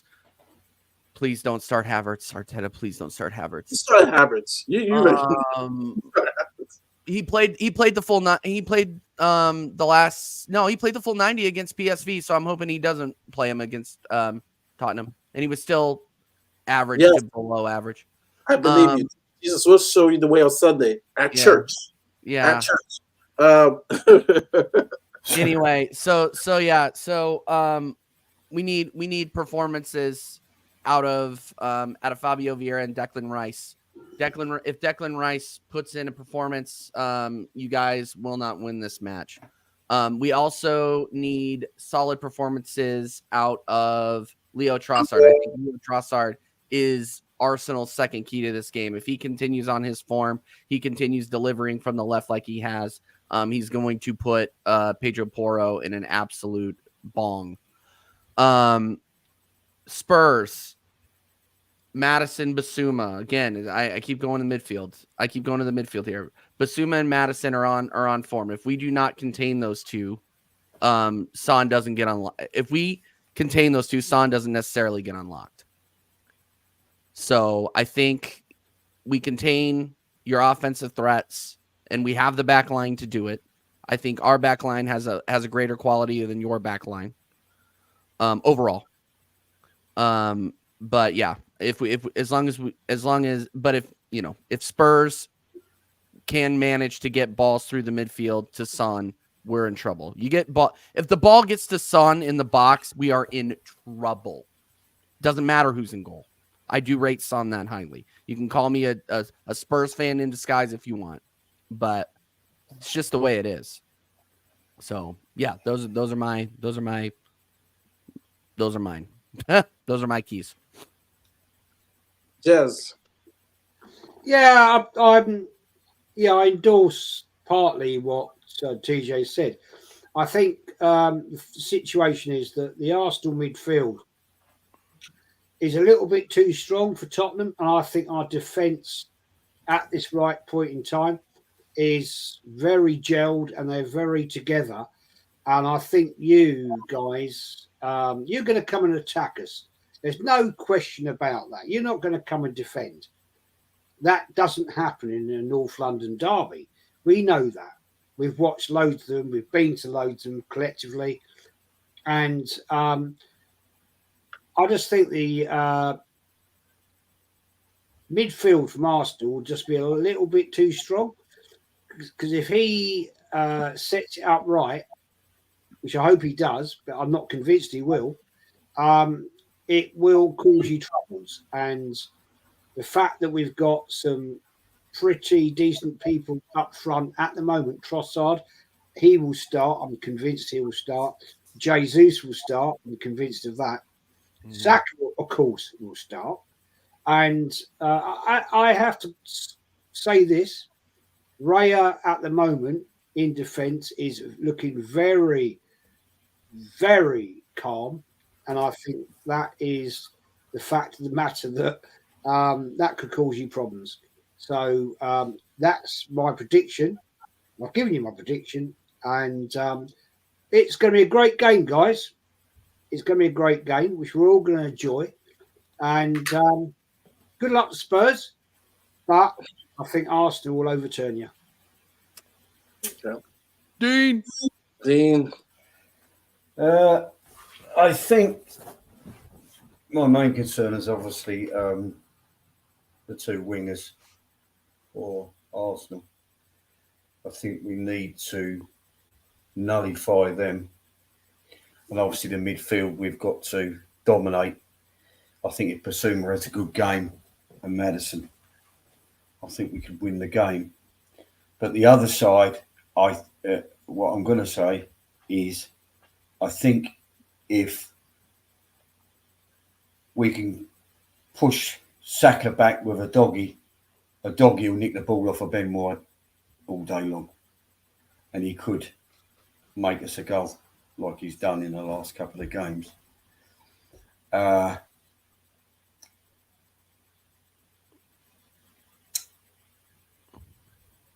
I'm not so worried about your front man, not him. That's your two wingers that I think are the biggest threat. But ours is the midfield, and I think a doggy down the left-hand side. Just my opinion. Yeah, fair point. Oh. So, all right. Just go with me on this, all right? In 91, it was the first ever FA Cup semi-final between Arsenal and Tottenham. Yes, the year Spurs last won the FA Cup. Yeah, just before, just after black and white TV. And I went to that game. I was at the game. No, 60s. I just turned 12 or 13. I can't remember. And I was at that game. In the 5th minute, Gascoigne hit a wonder free kick. Yeah. In the 10th minute, we went 2-0 up. Now, why am I telling you this? Arsenal were the league champions that season. They were going for the double. Arsenal were going for the double. We stopped them from doing the double. They were the better team than us. Arsenal were better than Tottenham. But we beat them because we came out, as soon as the whistle blew, we wanted it more than them. We just wanted it more than them. It meant more to us to stop them doing the double, to not let them run riot all over London. Okay. And if you look at most North London derbies, Spurs have gone to Arsenal over the years with a better team than them. Arsenal have been in the mud for 7-8 years. We've gone there with better teams and we still struggle. Why? It's all going to come down to which team wants it the most on the day. That's what the North London derby has always been about, even from the first day I went. So look, I don't mind doing the tactics and where the weakness is and trying to pinpoint where to pick off teams. But the reality is this.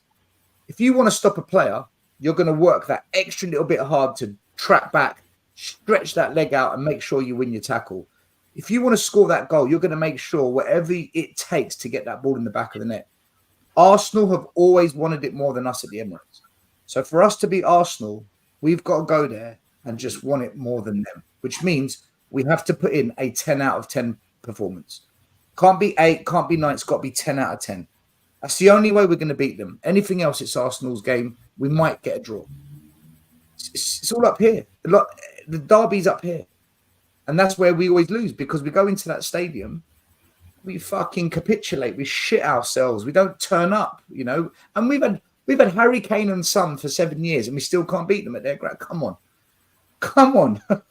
So that's what it's going to come down to for me. Yeah, they don't forget still, they've come to White Hart Lane and they only won their first game for 9 years last year. Say they do the same thing at our ground. We want it more at our ground, except for last year. Last year we didn't want it either. Well, fucking give them 2 goals. But if you think about it, most North London derbies, you know, when they say form goes out the window, forget. I think it's true because it just comes down to who just wants it, man. Who fucking wants to beat the other team? I think that's what it's going to come down to. Will Bissouma Maddison want it more than Rice and Odegaard? Will Jesus want it more than Romero? Will Mickey van der Ven want it more than Trossard? Will Vicario want it more than Saka? Will Son want it more than Raya? Those battles, whoever wants it more will most probably take the game on the day. This is where we've always failed at their ground. Totally agree with that. Absolute facts, that is. Yep. Box office. I agree. It will be one in the midfield. I'm just gonna. I didn't listen to you, but I'm just gonna pop another. I think it's. I think Arsenal's defense is better than Tottenham's defense at the moment, but Tottenham. The best way to defend is attack for Tottenham at the moment, and that's it for me. I'd like to see a big game from Maddison, and I'd like to see a big game from Sarr, and I need to see a big game from Bissouma for me. And I do agree about Adoji as well. It'd be good to see him have a big game. I think Poro's going to have a big game as well, and I think it'd be important to see what the defense does as well, and see how Romero copes in a intense atmosphere. It'll be interesting to see if Johnson plays. I think he's got Arsenal's number a little bit as well. But yeah, I think on the whole, I think the most important battle will be in the midfield and also the managers, because I don't think Arteta is very good in terms of tactical. No, he's I not. think. No. I think I'm not going to go over the top about him because he still needs to convince me. It's more the board needs to convince me they're going to back him after a bad run, like I said before. But I think there's something about Postecoglou, about his tactics. He's got it up there a little bit. and I think he's got it on Arteta. Now, I'm not trying to trigger some of the Arsenal fans. I'm not, because I'm a very honest Tottenham fan. I'm more arguing my own fans. I'm the heel of the Tottenham fan base. If you don't know, get to know. You know what I mean? But like I said, it's like I just think that I do think we've got a bit of an edge on that manager. To be honest with you, I do think we've got a little bit of an edge, because I think sometimes Arteta does get lucky, but I think it'll be one in the midfield and between the coaches as well, tactically. That's my opinion. Mate, I agree with exactly what you just said. I totally agree with what you said. Arteta loses games because of his bad tactics. He's bad. He cost us the season last year, winning the season because of terrible decisions.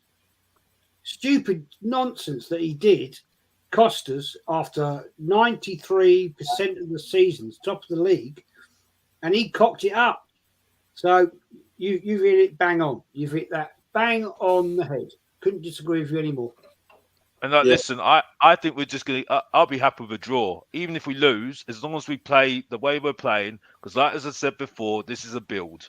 I'm not expecting... This is a guy that said we're going to get 8th. Yeah? So I'm not that bothered. Even if we get Champions League, because I'm sorry, I don't care about getting 5th Champions League. I'm sorry, that's a 5th loser. I'm sorry, that's pathetic. It's pathetic. I'm sorry, doing 5th in Champions League now. That's a joke. So just for me, like, if we perform well and do what we've been doing the last couple of games, I'll be happy. Yeah, I don't care if we lose, because at the end of the day, it's about a long term for me. As long as we do well, we get a respectable position in the league. That's all that matters for me. But for me, that's an achievement for me. But I think we can at least get a draw. Because there's something about our team now that we're not going to sit back anymore. We will give it a go. And we'll at least press them. You know what I mean? So, Alex, can I ask something? You sound to me like an Arsenal fan from 4 years ago. It's all a project. I think that's a dangerous situation to be in, because Arsenal fans, I'm not disrespecting you, mate. I'm not. No. It's good to hear the other side. Jez, we're 23 years into a 3-year project at Tottenham. Yeah, Jez, what are you saying? Jez? Arsenal are a 20-year one. We're always in a fucking project. It's this. There's no outcome. Bullshit fans, right? And I'm not classing you in that at all, any of you. It's the bullshit fan base, which is led by Arsenal, AFTV, absolute clowns, right? That lead the narrative, that let the sheep Arsenal fans believe in this absolute bullshit. And I just hope that Spurs don't fall down that drain, because who's worse? Can I just explain? Yes, Can I just explain why we've been falling down that drain ever since? Yes. Can I just explain this logic to you? Can I explain why I say this? Explain why I say it. No. I just want just to finish what Jess said. Who's worse, the Happy Clapper Spurs Network or AFTV? Who's AFTV all day? AFTV all day. They're embarrassing. Sorry, I have to interrupt. They are embarrassing. Not only, like, you could say, like, the happy clappers at least are like, oh yay, like we have something to look forward to. No, these AFTV guys, I'm sorry, like, and I met them. They're nice guys. I'm sure they're just trying to make money like everybody else is with the huge YouTube channels and all this stuff. But they are like the delusion. They've lost some of their characters, though, haven't they? Let's be fair, because no, they lost some of their characters because I think their characters got bigger than the channel. So well, you got obviously got one of them that got done some Queen's time. Let's put it that way. Oh yeah. I used to love watching him having a meltdown. Mate, I Dino, think he's back. Dino. What? The day they got rid of Claude was the beginning of the end of that lot. The day they he's passed decided away to bin Absolutely Claude, spot on. that was the changing moment for that channel. Claude was real, man. Claude was real. he was. Fucking I did like what's his name? He's got his own channel now. Troops. No, not him. No. Lee Gunner. He's okay. He speaks well. He's got his own channel, isn't he? I do watch him in Lee Gunner's a sometimes. nutcase. Fucking mad. No, I mean the other fella who's got Tottenham zero family. fucks given with him. What's his name? Claude. With the bald head. Troops. No, Claude was the bald head. No. Oh, Lee Judges. Lee Judges. Yeah. Nah. He was talking shit about us today. No. I haven't heard it. I haven't heard him. Talking So I don't know. absolute shit today. Was he? Listening to him talk, put my head in. I mean, normally, He's the biggest liar out there about his Arsenal history. Let me tell you this: that guy is a liar. He was never, ever in the North Bank at Highbury, ever. I'll tell you why. Facts. Because when the last part of the time we were at Highbury, he was playing semi-professional football. Right. So you tell me how he was in the North Bank, right, at 3 o'clock in the afternoon back in the time. And I've actually pulled this up. I used to go to games at Highbury with about 85, 90 people, right? And we used to stand at the same place before the seating came in the North Bank when it was terraced, right? And when it came seating after the Hillsborough problem, and all that, right? He was never there. He was never there. The only reason he's on AFTV, right, is because he's got the nice North London fucking big boy. Yeah, I'm one of these EastEnders boys. You know what I mean? I'm a fucking hard nut. You know what I mean? You know what I'm saying? I've got a fucking bald head. I'm hard boy. He's a wanker. He's a liar. Absolute liar. Right, okay. You know better than I do. I have put him out so many times. Do you know how many times I've put that guy out? He's blocked me on his channel, and that stupid cow that gets on his channel. Our channel's in the mud again. Our channel's in the mud again. What's her name? The one with the fucking glasses and loads of lipstick. She's fucking Maltese or Greek or something. She's blocked me. You know what I mean? Because they won't face people like me out. Because I'm professional, been there, done it. I've been to 2,584 games, and like they won't have it. They won't have it with me because when I call people out, I call them out. And I'm sorry I've gone on a rant, but that's how it is. If you're proper top, if you're top, I mean, you thought you were toxic. I mean, you've obviously been going to Arsenal longer than I've been going to Spurs. So, man, we got Chris Cowlin. 1980, but we got Chris Cowlin, the biggest shill. I've been a long time. Not as long as you've been going to watch Arsenal, but I've been going over. Alex, over 40 you know, years. I can't say anything bad about him. You know, I can't. You know, I can't. Yeah, because you're a sellout. You're too busy slagging off Udogie. But I can't. You know, I can't say anything bad about Chris Cowlin. You know, I can't. Yeah, don't mention his name. Don't mention his name. He's a fraud. Sorry, he's just trying to make money still. He's just trying to make a few bob, and that's what he's trying to do. Yeah, but at the expense of our club, like just talking like nonsense, like just making us mudding us, and you know. He's the one that always gets invited on Talk Sport and Sky Sports, isn't it? You know what I mean? They don't invite people like you because you'd be too controversial, probably. You know what I mean? Not that you say it in a nasty way. No one here, right? No one here gets invited on Talk Sports, Sky Sports for one reason and one reason only. We don't play the game. We say it as it is. Real fans want to hear us. The middle ground, the prawn sandwich brigade, they want to listen to that lot. They're trained. They're coached to what they can. I can't do that. I'm like you lot. I can't do it. You're the same. You guys are the same. This might sound a bit controversial, but this game is a big game for all Spurs and Arsenal fans, but as a pure hatred game, and I mean a pure hatred game, you know what I'm going to say still, don't you? Is to beat that lot down from southwest London for me. Them are absolute. Well, I'm going to try and keep it clean, but I've put up with their shit for years since the old man went in there, and now they're in the fucking mud, aren't they?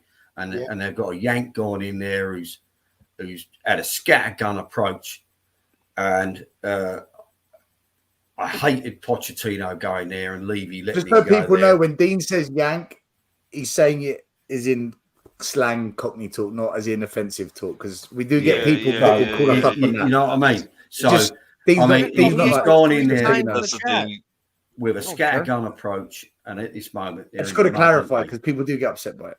Yeah, it's just a term, you know. So to beat them on the 6th of November at home, mate, I can't tell you.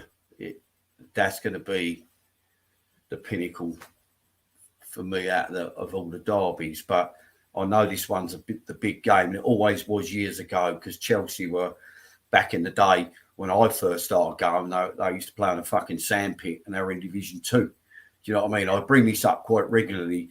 You know, you get loads of young kids who spill all this fucking shit about, oh, you've never won nothing. Well, go and look at the fucking trophies on the honours fucking board, pal. You know what I mean? Days have gone by. Look at the history fucking first. We might not have done anything in the last 10, 12, 15 fucking years, but beforehand, we did, right? We were built on winning cups and stuff like that. All right, we only ever fucking last time we won the league was when I was fucking 2 years old, for God's sake. You know, I hardly knew fuck all about football at that time. But we was always renowned as a good cup team.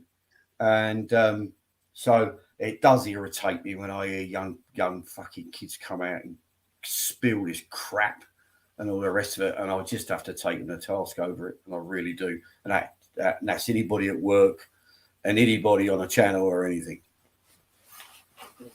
Yeah. Good point. Sorry, that's my bit. No, Great point. great point. You know, we've all got our history, and we all love our clubs. And you know, and when we're in the ground, any team that comes to Spurs, as far as I'm concerned, are the enemy anyway. And I go home, lost my voice most of the bloody time, or I'm bloody emotional. Still, I'll probably tell you. You know, and we've had to put up with 4 years of shit since Pochettino, and it's been bloody hard to watch at times, as Alex will tell you. You know, I have a question for and I'm just hoping, that this guy that we've got in is starting to turn it round. And although everybody's getting a little bit too excited about it, but the atmosphere in the stadium has changed. And the good thing will say is that they brought the drummer back and they brought that trumpeter back at the beginning of the games, which has made a difference. I just hope that if we get a few bad results, that people are not going to be stupid and start turning on him. My question for Jez and TJ. For me, I've said it. I have of course, North London Derby. Arsenal's our hated rivals whatsoever, but there's also a respect, just a respect, for Arsenal. For me, I'll be back in 5 minutes, guys. I've just got to pick my missus up. I won't be long. Chelsea as much. Just a little added extra because I've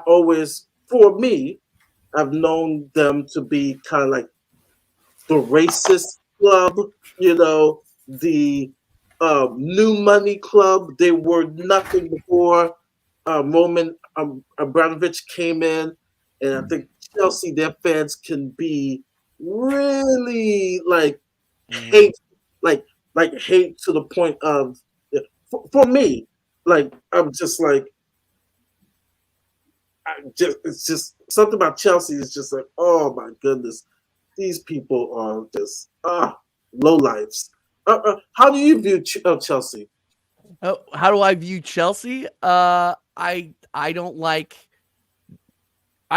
any team in the so-called Big Six.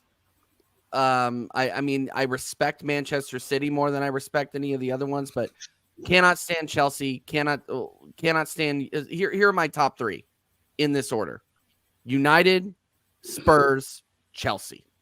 I can't stand them. I can't stand Liverpool either. Can't stand Liverpool fans either. So from an purely American, and you gotta remember, I did not grow up in this, right? I am what you would call a recent fan. You know, let's be real. I only really started following Arsenal probably 10 years ago and became obsessed, over COVID, right? So I watched, but I was not on YouTube, right? So my direct hatred kind of goes to United because I really wanted to be United. We needed to beat United. Spurs, yeah, you're our local rivals. We hate you, but I just cannot stand United. Especially the brand over here. Like, if you are an American fan, you probably started with United in the 90s. Oh yeah, so United was all over your face. It's everywhere. It's in the media. It's like the biggest fan base in America is probably United. And I just can't stand them. The view of it, I can't explain it. There's no rationality behind it. Yeah, do I respect Spurs? Like, I don't like Spurs, but I guess I respect you guys. But that's like you guys as people. But I just can't stand United. Can't stand United. Can't stand Spurs. Can't stand Chelsea. Yeah. Do you know what? Sorry, that was probably a roundabout answer, but yeah. Let me get Jesse's answer before. Sorry, we're going around. Sorry. Yeah. Go ahead. Yeah. I think it's a situation. Kenny Ken and I and Lee Gunner have had this debate so many times. Lee doesn't get it because he lived in Milton Keynes, but is an Arsenal fan. Kenny Ken and I were born and lived in Islington. I was born in Gillespie Road, right opposite the North Bank, and my parents had a house in Avenel Road, right opposite the East Stand. So it, to me, is, how can I describe this nicely? It's the fact that Arsenal Spurs are enemies. We are rivals. And I don't care what anybody says. We are rivals. Do I hate Tottenham more than Man United? No. I hate Man United because of what we did and what we had to do with them in the 90s, thousands, with George Graham, with Arsene Wenger.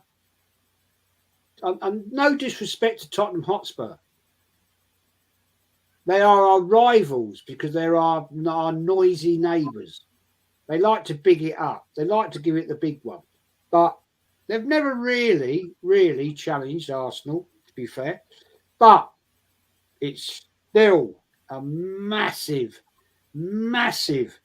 day out at the Emirates or at White Hart Lane. And that is something you can never get out your skin. And I'm not showing any disrespect to Tottenham because I think they're a great club. They've got great history. First team to win the FA Cup and FA Cup League double, 61-62, year I was born. So, yeah, I have to give them respect, but I still hate them. I still fucking hate them. Sorry. It's fair. Yeah. Oh my goodness. It's about to get crazy. What's up, Stefan, guys? it was My big. bad. I completely passed out and totally slept through the show. So my bad. Oh my He days. bottled it. That's it. Spurs are winning on Sunday. Every He gunner bottled it. is a runner. I told He Stefan. He bottled it. I Stefan bought it. is here. He bottled it. Oh my goodness. Wow. Choke. Well, Choke. Stefan, Choke. can we give you we'll give you our combined 11. Oh, he's And gonna go for hate. He's gonna hate it. Go He's for gonna it. hate it. I cannot wait for this. I'm probably gonna lose my shit. But go. Guys, I'm really sorry to say this, but I'm gonna have to go, mate. I've got to go. I've got to go. All right. But- All right. Give Big me up, 5 Mr. minutes, Boston. Fox, so because he might critique you on this. 5 more minutes. Okay, let's Um, see. Let's see the starting 11. At keeper, everybody agreed on Rhea. It was I close. mean, Vicario got some it's votes. not. It's really not close. But okay, let's go on. Rhea. It's really All right. not close. Then but we got. okay. All right, let me give the whole team. We got Udogie, Saliba, What? Saliba, Udogie, Saliba, Romero, Ben White. Of In the course, mid- of course, Romero. Of course. In the midfield, it was a tie between What? Madison, Odegaard, and Bissouma, or What? Bissouma is ahead of Declan Rice or Thomas Declan Partey? Rice. Don't make me bring up the don't make me bring up the stats chart and just Declan Rice. ruin you. Yeah, and send okay. you back but to bed that's when it. you should Stats, stay, Odegaard. bring up your Stefan. stats. Don't It was make a me tie. rip you to pieces, man. Come on. Yeah, yeah. Come And on. then in the front, The only thing you I've rip got is time for bias. I've got the time only for thing you bias. rip Sorry. tell is this fucking tissues. But yeah, go on. Yeah. the Go back to bed because you chickened out of actually doing the real show. No, Okay. I just slept Yeah, through. yeah. I'm Okay. so Popping calm. off. I'm so calm about the game that I where just slept through. Trossard, Son, and You saw Saka. us and you went. in front. Wait. Who's Trossard, because Martinez injured, Son, and Saka. okay? Yeah, that one's okay. But wait, but what about Gabriel Jesus? Where? There were a couple of votes for Gabriel Jesus, but Mhm. we have more for Son.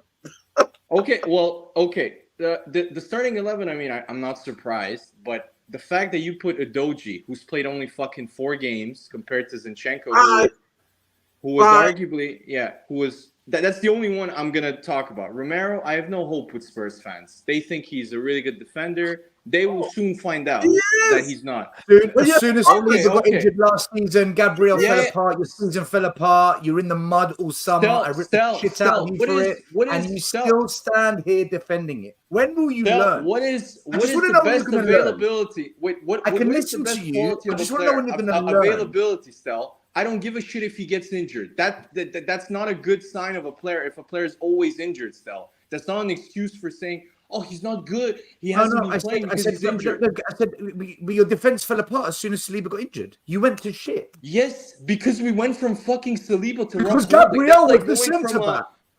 that's Because like going Gabriel from was a the Ferrari centre-back, to a Fiat. Gabriel What? was your centre back. So what? So Yes. one player and your season's wipeout. One player. That's all it took. Well, Stel, I'll just give the example of 2 years ago. No, I'm with, asking you a with Van question, Dijk. Stefan. I'm asking you a question. One player what gets happened to injured and your Liverpool? season was wipeout. Why?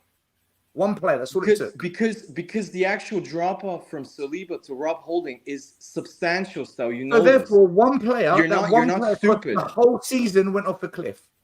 One player. That's all it takes. Look, me personally, if you ask me, I think that was ridiculous that one player could taper off for a season like this. But that's what happened, Stefan. That's what happened. I know that's what happened, but that's not on. But So why didn't Gabriel step up? Why didn't Gabriel take control of it? Where was his leadership? His amazing defending? Where was Gabriel? But Stel, because Gabriel played with Rob Holding, Gabriel can't play 2 positions, Stel. He's got the right side of defense. Doing that. Gabriel was making mistakes against Southampton, the team that got relegated. He cost you one of the goals, dude. Which mistake did Gabriel make against Southampton? Because I can't remember that. Which goal are you talking about? Yeah. Because Ramsdale made. Guys, Jez has to go and Alex has to go. Okay. Jez has to go and Alex has to go. I don't listen to people that don't have their face on camera. It's bollocks. Sorry, I don't get that. Okay, There here. it is. Oh, he's on top. Oh, fucking hell. Put some clothes on, man. Exactly, exactly. I'm Here I am. Yes, There, Jez. I'm here. You don't listen to people. Catch you later. Out of here. Take All care, right, boy. later, Jess.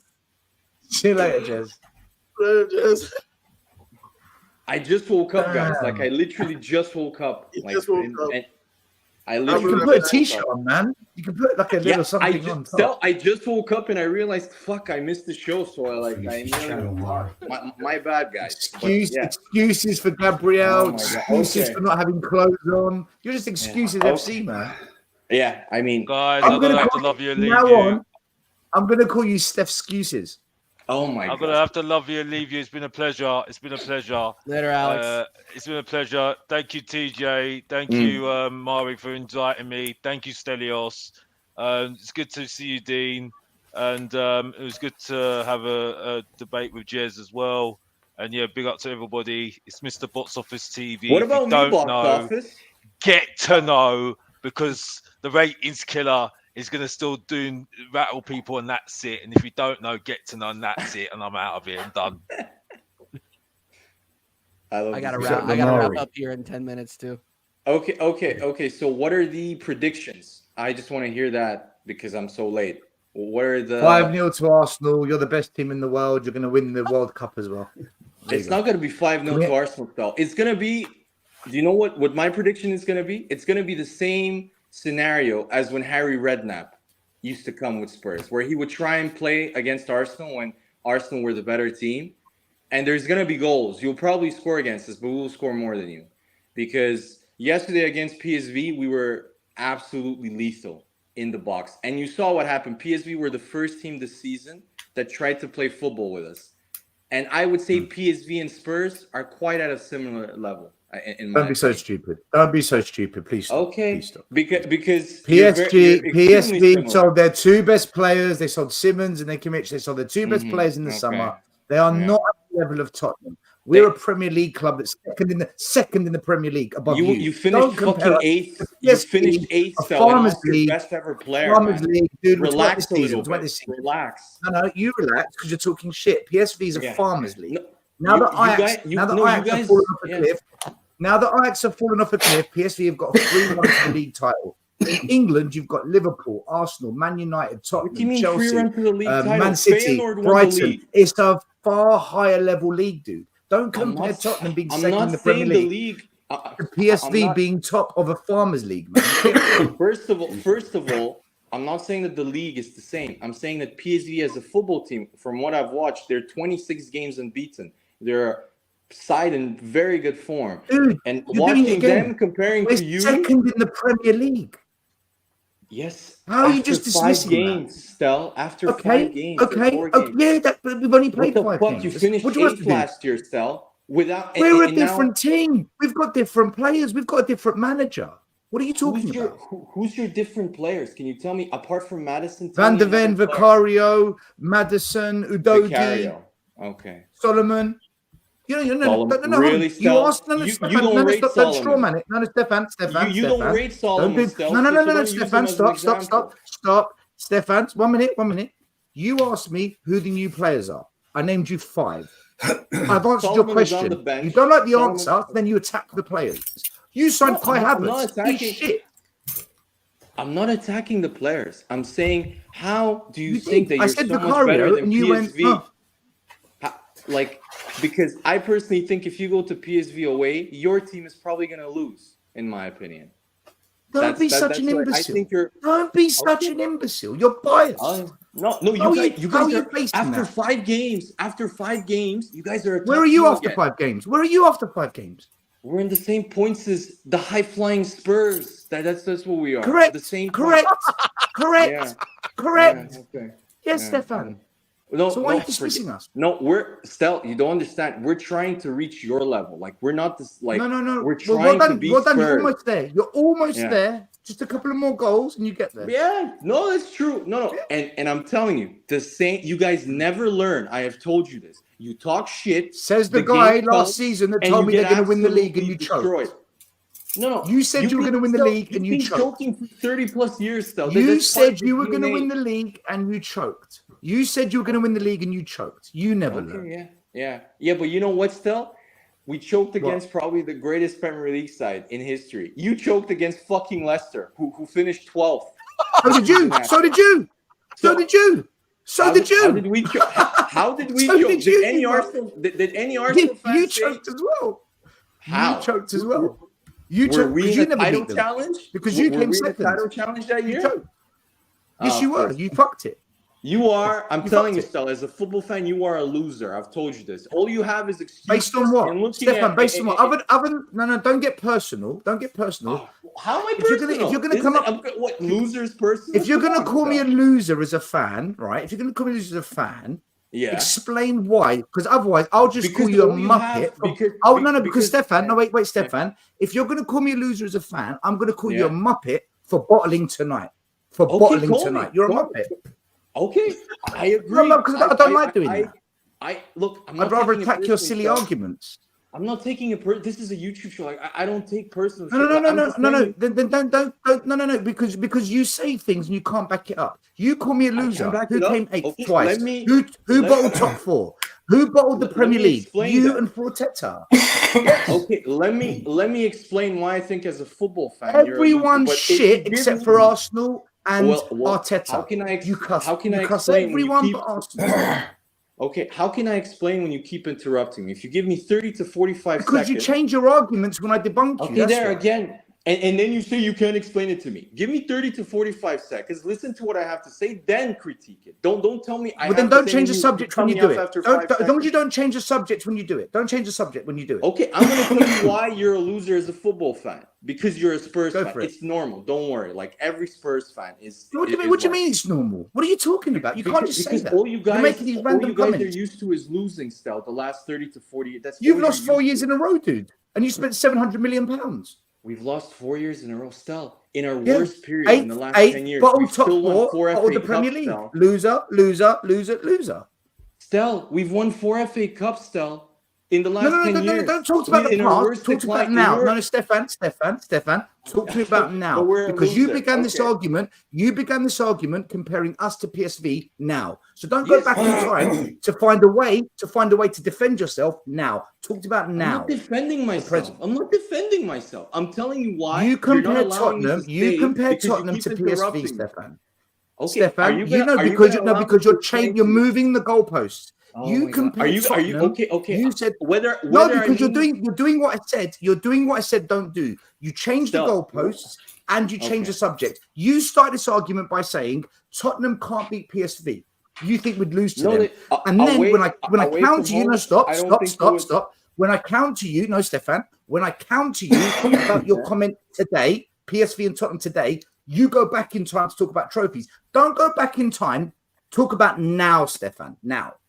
Okay, I will. If you give me 15, I will say why I went to that. Because whatever you do, Stella, as a Spurs fan, it's normal. Which is you look at other teams, and all you guys do, because you have no success in the last 20 years, you don't. All you do is you downplay other teams' successes. Will and you said that Arsenal are going to struggle in this group. If Arsenal walk this group, which I think will, I never said that. Win this group. I never said that. At the end, wait. I never said that. At the end of this group, I never said that, Stefan. Stefan, I never said that though. I never said you struggle in this group. Maybe you didn't, but I'm talking about just let's say Will, for example. Yeah, but you called me a loser fan. Okay, forget that. Right, so take it back. Forget that example. So take back your silly argument.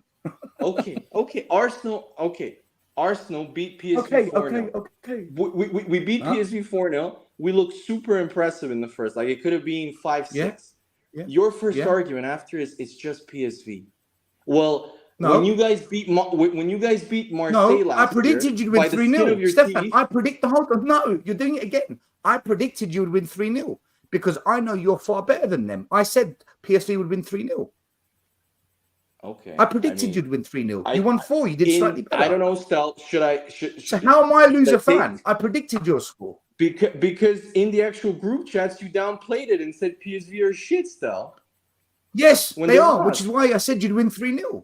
They're overrated. Okay. They've lost their They're two a best Champions players. League They're team, top of so that. how are they shit? Okay. Stefan, I have a good question for you, but before I read Go. that question, Dude, big up shit to Lord teams get Bruce. into the Champions League because each country has to have a team in there. That is true. Laurie Booth, big up. This is another good show. I hope I'm wrong, but I think this North London derby has come a bit too early for us. All right. My question for you is, even Arsenal fans, Mm-hmm. I'm not even talking Spurs fans, even Yeah. Arsenal fans, okay, we got another Arsenal person, we got minerals, will tell you, man, Bissouma is balling. And Yeah, man. Bissouma, Mark, they've yeah. chosen Bissouma over Declan Rice. Not which is only ridiculous. the stats show, Which is just not even the stats show, but the eye test. Bissouma, Oh, bad, sorry, man. bad this year. I Bissouma don't know, bad, Amari. bad. Yeah. Mari, I'm gonna be honest with you. I don't know what art like. Bissouma's a really good player. I really like him as a player. But Declan Rice is just another level. I'm sorry. He's just when you watch him play. No, you can't back it up. Okay. Yeah. Declan Rice Okay. is good. You can't back it up. People are talking like He's just. he I is will, like no. I will back it. We will He's not- talk. he's We not will like talk on Bellingham. Sunday. He's We not will like talk on Sunday. Casemiro good. Okay, Like- Mari, in my opinion, this is my opinion. We will talk on Sunday. Stefan, On look at this I chart. told you the Look at this scenario. He's chart. going to get owned like every single Spurs player. No, like he's Madison not. and No, all of he's them. not. They're going to get That's owned. And then I don't want to hear. No, you're not. I don't want to hear Stop, stop. excuses. He's been bossing. He was the Bissouma Stefan? when he was a player when everybody was twerking for him. Show Everybody me, was twerking for him. you can show me stats. You can show me whatever. I don't think Bissouma's a better player than Declan Rice. One, because You don't like the facts. positions. You don't the like the facts. positions, Okay. in my You don't like the opinion, the positions that they play are very different. And Stella knows this. He's being a smart ass. No, they're not. because- Bissouma, Yeah. no, Bissouma, They Bissouma play plays very as our different number 6. Bissouma- No, they don't. Bissouma plays as our Okay. number 6. Bissouma, Yeah, what do you but mean? doesn't- Okay, He doesn't Bissouma play plays like as our a number 6 traditional. He doesn't play like a traditional 6. He goes forward because he's far better. more, though. Because he's better. Because he's a better player. He's better. Oh my god! No fucking way. I was pay shit 105 last million year. for He fucking was Ross. shit I'll tell last you. year. Now after 4 games, he's better than Declan Rice and Thomas Partey. You guys are ridiculous. You never learn. And you will learn on Sunday when Declan Rice completely owns him because that's We exactly never learn because Bissouma Oh. this season is outperforming Declan Rice, and Declan because Rice the has stats never- and the evidence backs it, He has never you owned just dismiss Spurs. it. No, No, I'm not Declan Rice has never dismissing. owned I'm not Spurs. dismissing the Almost no point. stats. I'm not dismissing the stats. I'm dismissing the sample size still because Declan Rice has been one of the best number 6s in the last 3 to 4 years. Yeah, in the but Premier sorry, the sample size is this season. These stats are based on Declan Rice What, playing what five, this season is 503 minutes. fucking games. No, It's no. 5 games though. What Oh the my God. fuck do you want me to compare it to then, Stefan? In It's this general, season that we're playing I you. want you. We're not playing you. No, because we're not playing you last season. We're playing you this season. Okay, so Declan let's Rice say- wasn't at I'm Arsenal this I'm just gonna season. no wait Last stop, season. stop. I'm just gonna ask you this, like because you actually said you worked as a scout. Would you go and recommend the player after 5 games? Come on, Stel. We didn't sign Bissouma after 5 games. No. I'm talking. No, I'm talking. The head scout comes to you after 5 games and Yeah. is saying Bissouma. You've been watching Bissouma for 5 games. He looks really good. His stats are good. Would you recommend him? No one does that, Stefan. Nobody does that. That's my point. So you wouldn't recommend him because it's why? Because it's only 5 games, right? But we didn't sign Bissouma because of 5 games. We signed him not- for 2 years at Brighton. Stel, he was I'm not fantastic. saying, Stel, don't change the subject. I'm asking you. No, you I'm as not. a scout. I'm not. You You're as a asking me a scout- stupid question. No, it's You not asked me a a stupid question. It proves my point that you can't take a sample size of 5 games and say that player is really good or that player is better. But we're than- not playing you last year. We're playing this year. And we're going by what we're watching this year. And this year, this season, Bissouma's outperforming Rice. Why can't you just accept it? because Also, from the games. From Rice the games never ever that- fucking dominated us when he played for West Ham any fucking way. I don't understand where the problem is here. If you Because- said to me, if because you from said what to I've me, watched- if you said to me, Trossard is better than, for example, Solomon, I would probably say, yeah, because this season Trossard has been better. But this season, but- by yeah, but every so- metric, 1 minute. No, Stefan, hold on. Yeah, Just go hear on. me out. Sorry. Just hear me out. Stefan, hear me out. Mm. By every Yeah. metric, defensive actions, carrying the ball, forward passes, key passes, progressive passes, one-on-one duels, and defensive actions. By every metric, Bissouma has outperformed Rice. Where is your problem? Just watching the actual games, I just don't feel. I just don't see that. What are you I just watching? don't see that. What are you watching? I am watching. When Declan Rice plays for us, we rarely look like we're losing the actual midfield battle. With you guys, there are periods of the game against Bournemouth, against even Burnley in the first 20-25 minutes where Bissouma was all over the place. And so was he against the Bournemouth game when it was 1-0, when it was at the end of the first half and the first 15 minutes. The game that we won. The game that we won. Yes, Where was you Declan won that Rice against game. Fulham? You Where was won Declan that Rice against 10-man Fulham? Where was Declan Rice against 10-man Fulham? Against 10-man Fulham, he was Yeah. one of Repeat probably our it. better players. Yeah, 10-man Fulham. Yeah, but Sorry. against 10-man, they had 2 shots on target and scored from 2. Where was Declan Rice when you needed to beat a 10-man team in your home stadium? Where's Declan Rice? I mean, he was in the same place where we needed to win against Palace with 10 men. No. I asked you about Fulham. Where was he against Fulham? Because if you're going to dismiss Bissouma against Bournemouth, how can you? I'm calling out Rice against Fulham. Yes, I will dismiss Bissouma based on the fact that Bournemouth and Burnley dominated your midfield for 15-20 minutes of that game. And we dominated them for 75, 80 minutes. I mean, okay, against Brentford it was similar, even though. Okay, I mean, Stefan, you will I'm ripping see. you to pieces here. You know that. You know I'm tearing you to pieces right now. You're not tearing anything. You're just proving you're more of a Spurs fan than you are. You're gonna go into the game. You're gonna say it's like this. Listen. Okay. But still, I want on Sunday. If Bissouma does not outperform Declan Rice, I want a fucking apology on the actual stream. Because apology for what? Apology for what? Because he had one bad game. No, for talking shit like this. I want if you. Dude, I'm talking facts. I'm talking facts. It's not shit. Okay. You don't like the facts. No. The fact is that he's got a straight up matchup against Declan Rice in this game. If he's a big time player, if he's better than Declan Rice, I expect to see that in that game. Because when Thomas Partey came to Spurs, and when Thomas Partey was at the Emirates, he took the piss out of Bentancur and out of Højbjerg. If you remember those, he took the piss out of them. And tell me what Thomas Partey did when he came to Spurs when Mourinho was manager and we beat you 2-0. Do you remember what Thomas Partey did in that game? Yeah, he got injured and he was playing quite well before that game. Even your own coach, even Mourinho said after that game that Arsenal played well and that they were just the actual difference was that Harry Kane and Son finished really well. Like you're using a poor example where Thomas Partey got injured. And your midfield failed. Your midfield like Partey failed to stop them. You failed to stop them. Okay, but what was it 3 years ago? I don't care about Partey and I don't care about Mourinho. I don't care about anything. I'm just telling you. I'm only talking about this season. 1 minute. I'm only talking about this season. Yeah. I'm talking about the first 5 games of the season, nothing else, because we're playing you this season, not last season, not 4 years. We're playing you this season. So far this season, Stefan, Bissouma has been better than Rice. That's all I'm saying. So before match prediction, what is your prediction? I said 2-2. Oh my God. Okay. 2-2. You think you're going to get a draw with a team the greatest team ever that played in the Premier League, the Poch Spurs. They could maximum get a draw at that stadium and got their ass handed to them twice under a Wenger declining team. Poch also got a draw there twice as well.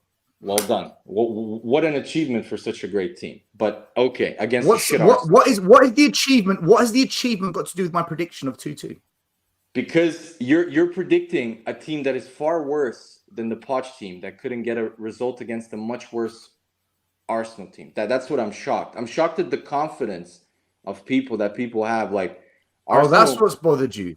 That's what's rattled you. That we go in there with confidence. It has bothered me. It really has, because you guys need a big time. That's your vulnerability. That's your vulnerability. It's not my fault. Vulnerability. I mean, okay, if you can call it vulnerable, no, it's not. I just get annoyed at how just like Arsenal have toxic negative fans, you guys have toxic positivity, which is after 4 or 5 games you play well and suddenly you're winning the league. Romero's the best defender in the world. But I never Bissouma's said the we're best going to win the midfielder. league. I never said we're going to win the league. I never said we're going to beat you. I'm just predicting joking. a draw. I'm exaggerating, but I'm telling you that I'm surprised that you guys can predict a draw because Arsenal at home. I'm gonna ask you. Yeah, I'm gonna ask you a second thing, Stel. How do you think Ange is gonna play against Arsenal? Is he gonna play like PSV did? He's gonna go for it. No, he's gonna go for it. Yeah, he's gonna go for it. Yeah. Well, PSV, if he goes for it, my prediction is a Harry Redknapp score, which is 4-2 to Arsenal or 5-2, because we're just better than. Yeah, but that's because you're underestimating what we will do when we go for it as well. You're weak. Arsenal don't like it when teams get into them and press them. You don't like that. And that's what we're going to do to you. You won't like it. Tell me one team apart from, let me think, last year, which one did that? No, forget last year. Talk about this season. No, talk about this season. No, talk about this season. It's a different team, different manager. Tell me one team that has tried to play football with us at the Emirates. Even Man United came to play like Stoke. What this season? Yeah. Tell me one team that tried to play football. Okay. Name me one good team you've played against this season in the Premier League. Well, Man United were supposed to be. No, I said good team. Man United 14th in the league. Name a good team. Good team. You haven't. Well, if you look at the average, position of the teams that we've played compared to you guys, you haven't played one good team this season. Fulham are mid-table. Nottingham Forest are going to be the relegation battle. You haven't played any good teams. But I accept that. I don't argue it. I agree. I accept that. No. For me, what's annoying is that we are the first team you're playing this season that's actually good. That's the fact. I think you're overrated, and I think it's going to show. It's going to show on Sunday. Yeah. The league table lies. Okay. Nuno was top of the league table after a month. Still, Nuno wasn't playing good football, and we didn't deserve to win those 3 games. We got lucky. We were lucky to win those games under Nuno. Okay. Conte, when you were, I think, third at the end of before the North, it was the North London derby was pretty much last season with Conte. Okay, Stefan, Conte at 2-1 at the Emirates last season, when Emerson got sent off and we went down to 10 men. Conte brought on 3 subs, and it was collateral damage. He threw the white towel in and just tried to defend it out so we don't get battered. Ange doesn't do that. Ange doesn't. I'm telling you.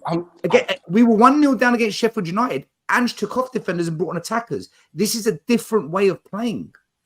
Don't compare this team to Conte. Are you seriously saying that Conte would not have brought on attackers against fucking Sheffield United at home?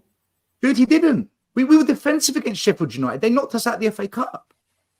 Yes, you were defensive against Sheffield United in the FA Cup because you played with your second team in that game. You just didn't have good enough.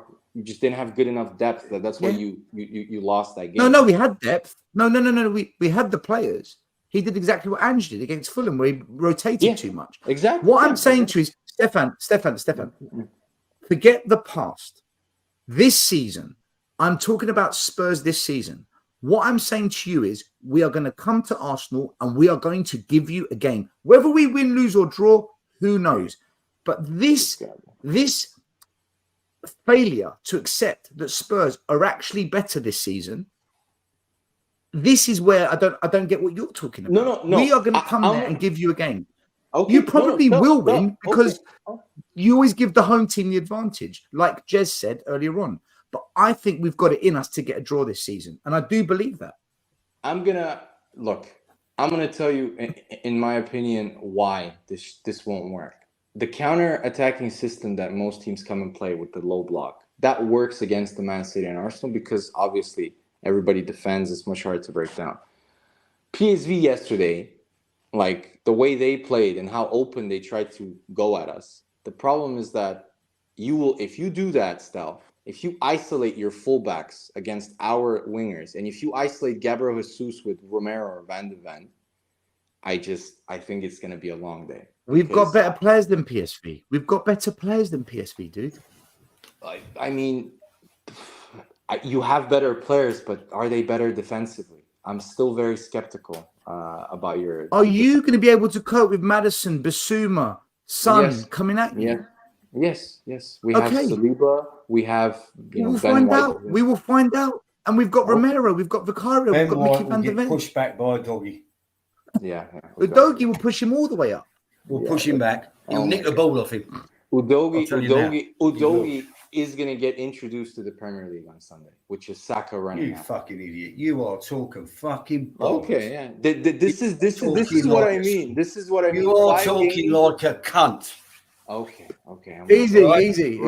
And if I was there, boy, I'd fucking teach you a lesson. No. Listen, me a lesson. Tell you. Because I don't think Udogie. Dean, argue the point. Not personal. I just think Udogie has not been used to defending in terms of. Oh my God, you are talking fucking shite. Okay, You let's see. Because Stefan, at the same time, he's already made 2 fucking goals by nicking balls off of fucking right backs. Well done. 4 or 5 games. He's already the best left back. See, this is what I mean, Stel. This is what I mean, Stel. What do you mean? This type of reaction. Huh? I'm telling you, I'm giving you a fucking reaction because you're talking bollocks. I've been listening to you. I've been sitting here saying fuck all. I've been listening. I've heard you before. You know, I've been quite calm, to be fair. And why are you getting angry? It's just football chat. Because I am, because you're talking shite. Well, I think you're talking shit too. Like, Stefan, why do you have to get angry? Stefan. For whatever thinking you want to have about Udogie, right? Zinchenko cannot defend. We will do the same to him when we attack down that side. We will counter it. Zinchenko cannot defend. He's a midfielder. He's not a defender. Okay. Zinchenko is only first of all in defensive. Yeah, he's not the best, but he's okay. And Zinchenko struggles with one thing, Stel, with pace, something that Kulusevski doesn't have. If you don't have a fast guy against Zinchenko, he really does not. Dude, what do you think Porro is? Oh my God, what do you think Johnson is? Man, Porro, and out of all the people, I mean. Porro is going to have his ass. Porro's the attacking wing back down that side. No, because he attacks down the flank. If you say Zinchenko can defend, Trossard against Porro. No.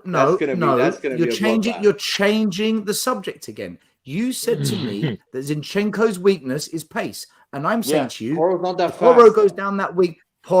Yes, he is. Porro's. What are you talking about? Yes. He's not like super. He's faster than Zinchenko. Yes. Maybe, but I don't think Porro is going to go into our box as much. It's not yes, maybe. It's not yes, maybe. I've just told you the same way you want to dig out Udogie, we will dig out Zinchenko. The same happens on your side. Let's see, because I don't think Porro is going to get into positions where he can overlap as much. Though you really think you're going to have more of the ball than Arsenal into.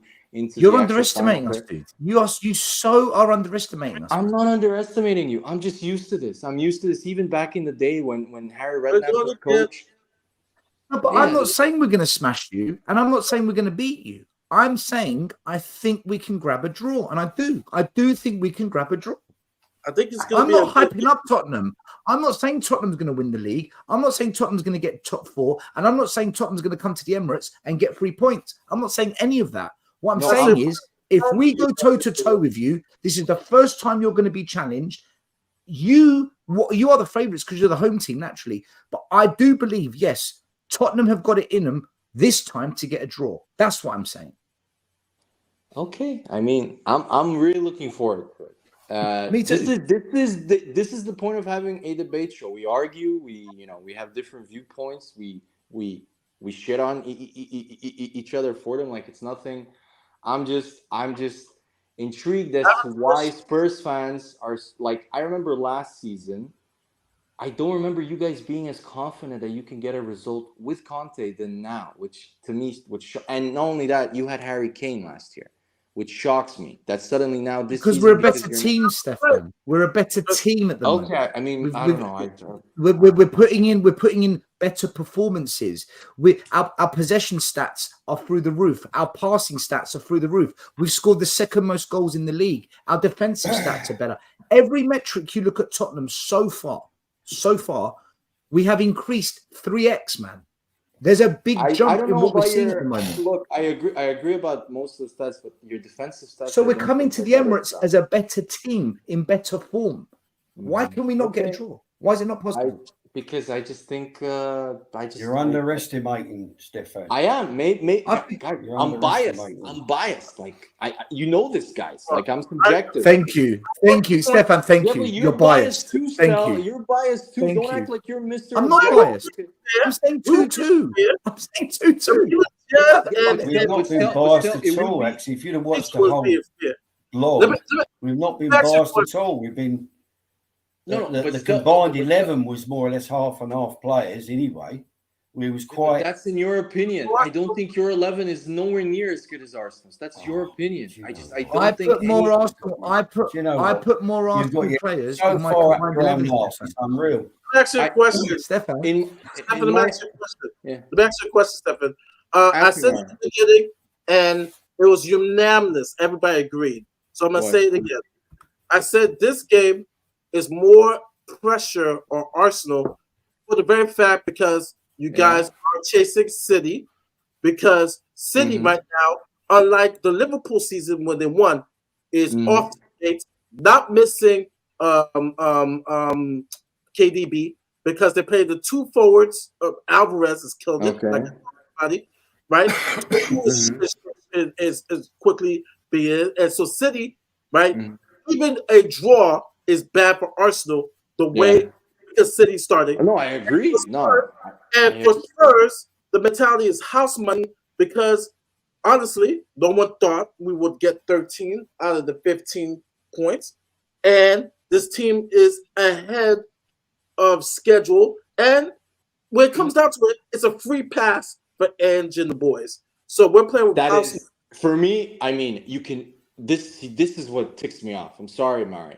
But you cannot talk about how good in form you guys are and having better players than us and our 11s being almost equal. So I never said we've got better players than you.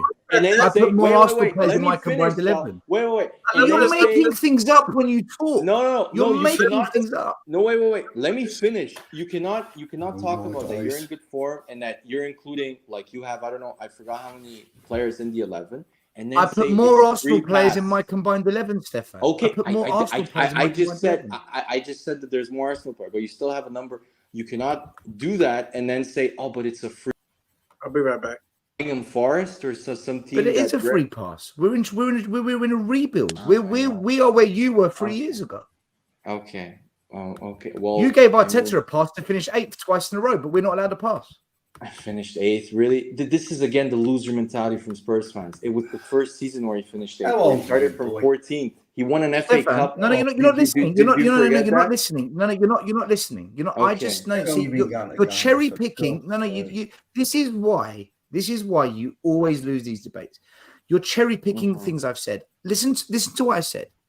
We are in the first season of a rebuild, a process, whatever you want to call it. I don't care what word, a project. A build spell. You're not rebuilding from whatever you want. I don't care. I don't care what you call it. I don't care. Okay. You allowed Arteta to finish 8th twice as part of that process. So why can't we take it? Why can't we have a free hit as well? Why are we have you ever wait, this is the difference in the fan base mentality. Have you ever heard an Arsenal fan say we're going to Spurs, it's a free pass? Because we're shit. Arteta said, trust the process. Stel, I'm asking you. Have you ever heard? I'm answering you. I'm answering you. But that's not. I'm asking you, and you're not answering me directly. Have you ever heard any Arsenal fan? You haven't answered my question, dude. You haven't answered my question. Which is you gave Arteta a free pass for 2 years. Why can't Ange get one for 1 year? I wanted him out, Stel. Do you not remember? I wanted him out. So you were wrong about that as well, then. So you're wrong about that. Yeah. I admit I was wrong. But I wanted him out. But okay, so learn from your mistake, right? So Stefan, now you've admitted you were wrong about Arteta, about not giving him a free pass. Learn from your mistake. No, I didn't give him a free pass though. We are happy to give Ange a free pass for 1 year. We don't want to make the So mistake. you're telling me, wait. So you're telling me if Arsenal come up, if you guys come to Arsenal on Sunday and they absolutely destroy you 4-0, let's say, you're gonna give if you them a free destroy us, pass? that's no. If you destroy us, that's not a free pass. To go if we lose 4-5, yeah, but it's a free. Unacceptable. Wait, Stel. So this is not a free. No. Pass. There's Stefan. No. Let me explain it clearly. If we go to Arsenal and get absolutely battered, that is unacceptable under any manager, any process, any stage. Unacceptable. If we go to Arsenal and we give you a game, but we just lose, Ange gets a free pass because we gave it everything we had. If we go to Arsenal and lose 5-0, 4-1, that is fucking unacceptable, and I will go in, and I am in the mud. But that's not going to happen. That's not happening. But okay, Stel. I don't mean to be like pedantic, but that's not a free pass then, because a free pass means whatever happens, as long as you guys try. That's even if you lose like 3-4-0. That's what a free pass like. You can't say, no. It's never okay. It's never okay. No, that's not what I mean by free pass. It's never okay to lose 4-0. It's never okay to lose 4-0 to anyone. But if in the process we're going to lose some games by 1 or 2 goals, but you can see we're building, you tolerate that as part of the build. Otherwise, the manager gets sacked if you lose 4-0, 5-0, 6-0 every week. The manager will get sacked. I mean, that is true. I don't think after one bad game, the manager will get sacked from 5 to 6-0. I'm sure he won't get sacked if you guys lose badly. Stellini got sacked after 6-0 at Newcastle. Yeah, but that was just they were 6-2. I think they were 5-0 up after, what was it, 15 minutes? Like that was just for me, it is never acceptable to get battered by anyone. If your team do not put up a fight and they don't give it their best, that is inexcusable for any club, in my view. All I'm gonna say is if I am Arteta, I'm pinning the quote of what Song said over the weekend that we don't want to play them right now because they're in good form. I'm pinning that shit everywhere, in the gym, in the dressing room, absolutely everywhere. He just gave them bulletin board material, Song. So he's also going to put negative thoughts into their heads. He's also he wouldn't that can work both ways though. Still, they're not supposed to be that soft, you know what I mean? So like in terms of if you can't get up and put pressure on yourself to beat your local rival, the game that fans care about the most, then you shouldn't be playing for Arsenal. So in my opinion, if they get overwhelmed by the situation, Arteta Arsenal won't have any problems turning up in this game. I can guarantee you Arsenal will turn up in this game. All we're looking for as Spurs fans is one thing. Are we going to turn up and give you a game? Because if we do, Spurs fans will be happy because we haven't done that in a very, very long time. And we're confident that if we do turn up and we do give you a game, we might just get something out of the game. That's what we're saying. Okay. And Arsenal fans, I think Arsenal fans are downplaying this. I think Arsenal fans are slightly concerned, but they're trying to put this big confidence, thinking, nah, it's all right, we'll smash them. I don't think it's going to go down like that. I mean, Stout, just to show you how confident, Arsenal fans are. The most negative Arsenal fan thinks we're going to thrash you. So, but that's your delusion. That's the delusion in your club. I'm just telling you how confident Arsenal fans are from the opinion, including myself, that I get. There's a very fine line between confidence and delusion. Okay, and I think you're deluded that a team that rarely gets to draw at the Emirates. Who are these Arsenal fans? Young kids who just got out of nappies. Okay. I mean, the guy on here tonight, who was his name? Jez. Was it Jez? Jez, yeah. Yeah. Very level-headed guy. Been going football years like me. Talks a bit of common sense. Yeah, and of course he's going to be up for it, and he knows that the home, because you're at home, it makes a big difference. Like when we're at home, you've won one there in 10 years at our ground. We ain't won at yours in 13 years. It's a big thing being at home. Wait. Dean, that's not true. We won last year. That's not. Oh, no, that's what I said. One game. I think you won 1 in 10. Spurs. Okay. So, tell me from wrong. I haven't landed my minnows yet, bro. So, home advantage plays a big part in this game, Okay, right? And also, like Stel said earlier, turning up with a bit of balls and not lying Exactly. down before we've even got on the damn pitch. Yeah, You know, exactly. I just want to see fight from Spurs, you know. I don't want to hear all this bull crap about thrashing and all the rest of it, because But in the past, sometimes there has been some big results, but a lot of the times it's always It's a always close, game, yeah. But Dean, that's not like I would say that's a bit optimistic, because if you look at last year we was crap there. We was crap. no, but wait, Dean. If you look at the results, so I think since the Premier League started in 1992, or was it 1993, you've won at Arsenal twice, and the last time you won at Arsenal was 2010. Yeah, we've where- had some crap Where teams. I remember that game in 2010. You were supremely lucky in that. We have never ever had a good record, even when it was at Highbury. Back when I used to go, when I was as a young man, as a 19-year-old, 20-year-old, it was always a tough place to go. Can I land my minerals, man? I've been waiting, on, bro. Mari's the host. Mari's the host, not me. Mari, man. Minerals, Let me what land. is your thoughts on the game? I'm sorry, I had to step away.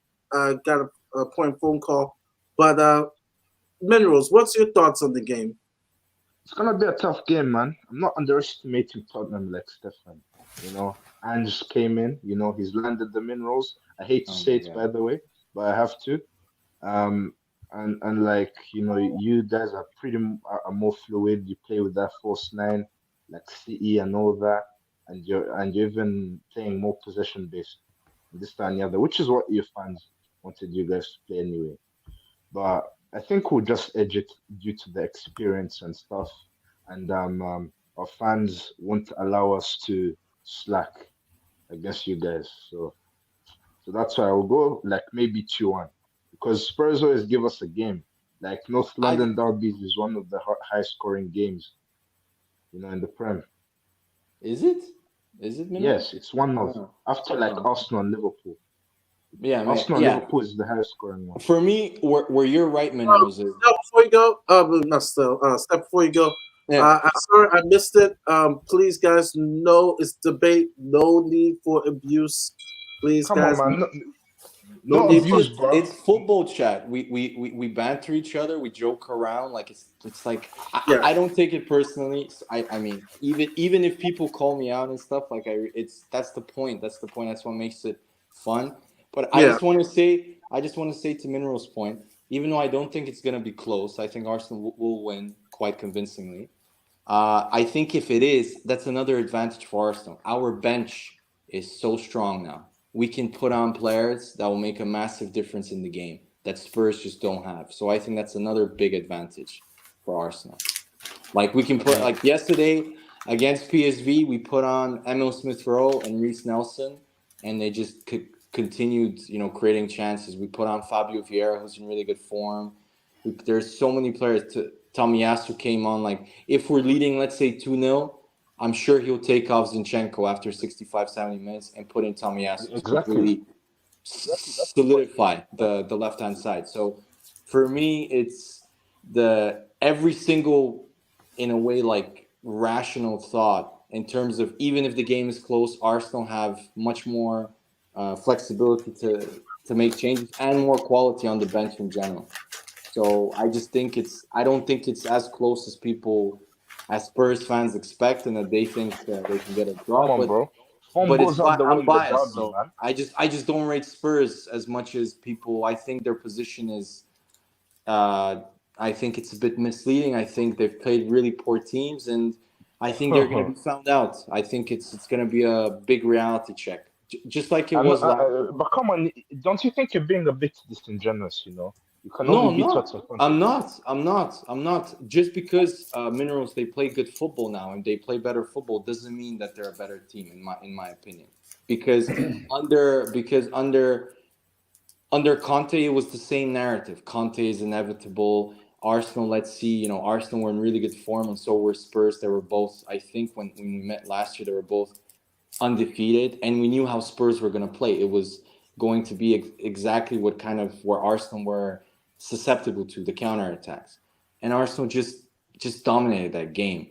And Stell will say he made changes to defend. Yeah, he made changes after Arsenal scored the third goal. So another kind of misleading, make myself feel better about the actual result. But it's for me, it's going to. I think it's going to be convincing. Do I think it's going to be 4-0? No, but I think it's going to be 2, potentially.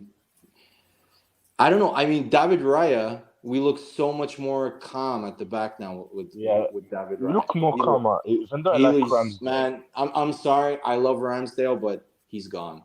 He's gone next summer. He's done. Like David Raya just came in and he's looked just in 2 games. He has created this calm at the back. And the other thing I love about David Raya is for a keeper that's supposedly short, he's so good in the air. He's so convincing in the air. So for me, and some of his kicking, I mean, Ramsdale's kicking is really good, but David Raya's kicking is just he's a better distributor.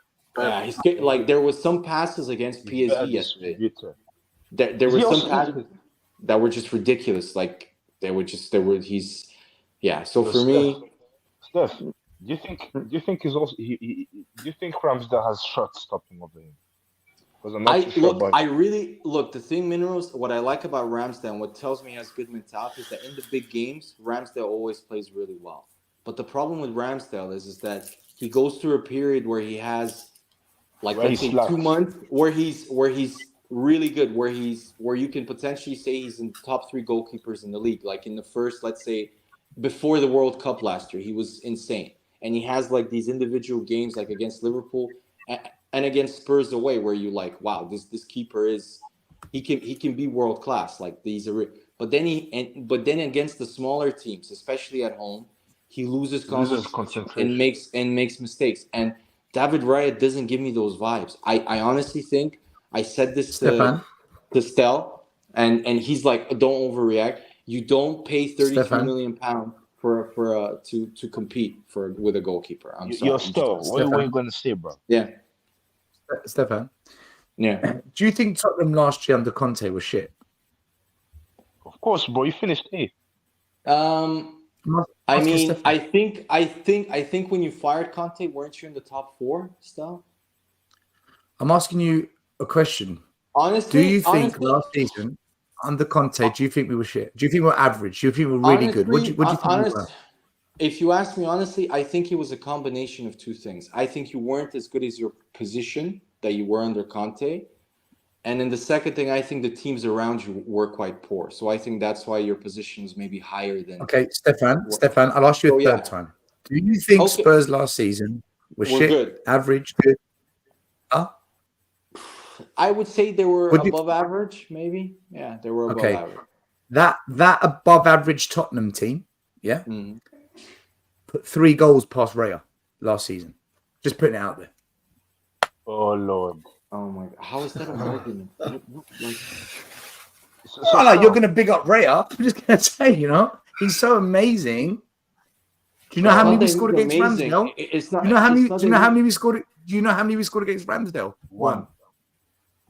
Okay, it's not that he's amazing. It's just from the 2 games that I've watched, the amount of calm that he brings to the defense with the ball at his feet, and just in general, is for me he is an upgrade on Aaron Ramsdale, and you will see Aaron Ramsdale will be sold in the summer. I'm off, guys. Huh? See you later. Sorry, lads, we got a bit carried away, didn't I? No worries, Dean. Don't worry about it. It's okay. Great for people that don't know Dean. Chat. Once you meet him in real life, you get it. You'll get I'm sure. I don't want anything harm to come to the show. And I think Will was in the... You got the minerals, bro. Huh? You got the minerals, bro. Yeah. Well, there you go. I suppose that's being an old school fan, really. So, yeah. But anyway, it's been a good debate still. It's been enjoyable.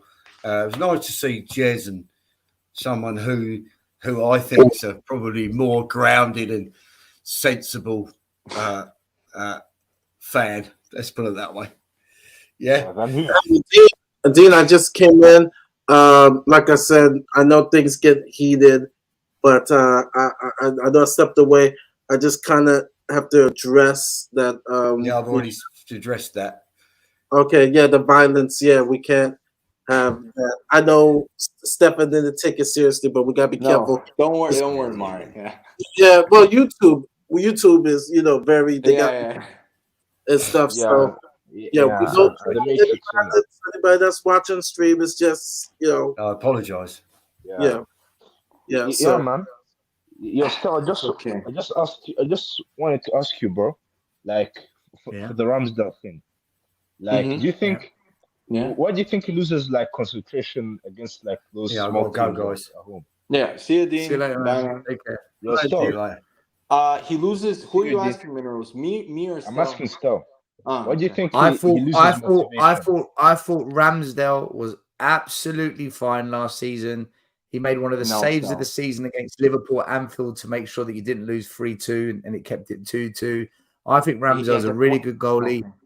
Where it went wrong for Ramsdale, was as soon as Saliba got injured, your defense fell apart because Gabriel's not the player you lot think he is. And the pressure got to your whole squad, including him. Raya has never been tested under the pressure of a title charge. He hasn't. I think Ramsdale's a good goalie, by the way. I rate Raya, by the way. I think he's a good goalie. But to just drop... Stel, who would you have right now? Raya or Vicario? I picked Raya for my combined 11. Okay. But this season, Stefan, 1 minute. I'm going by experience and years in the Premier League. But if you look at, I know you don't like stats, but if you look at the metrics, last season, Vicario was the second best goalie in Serie A.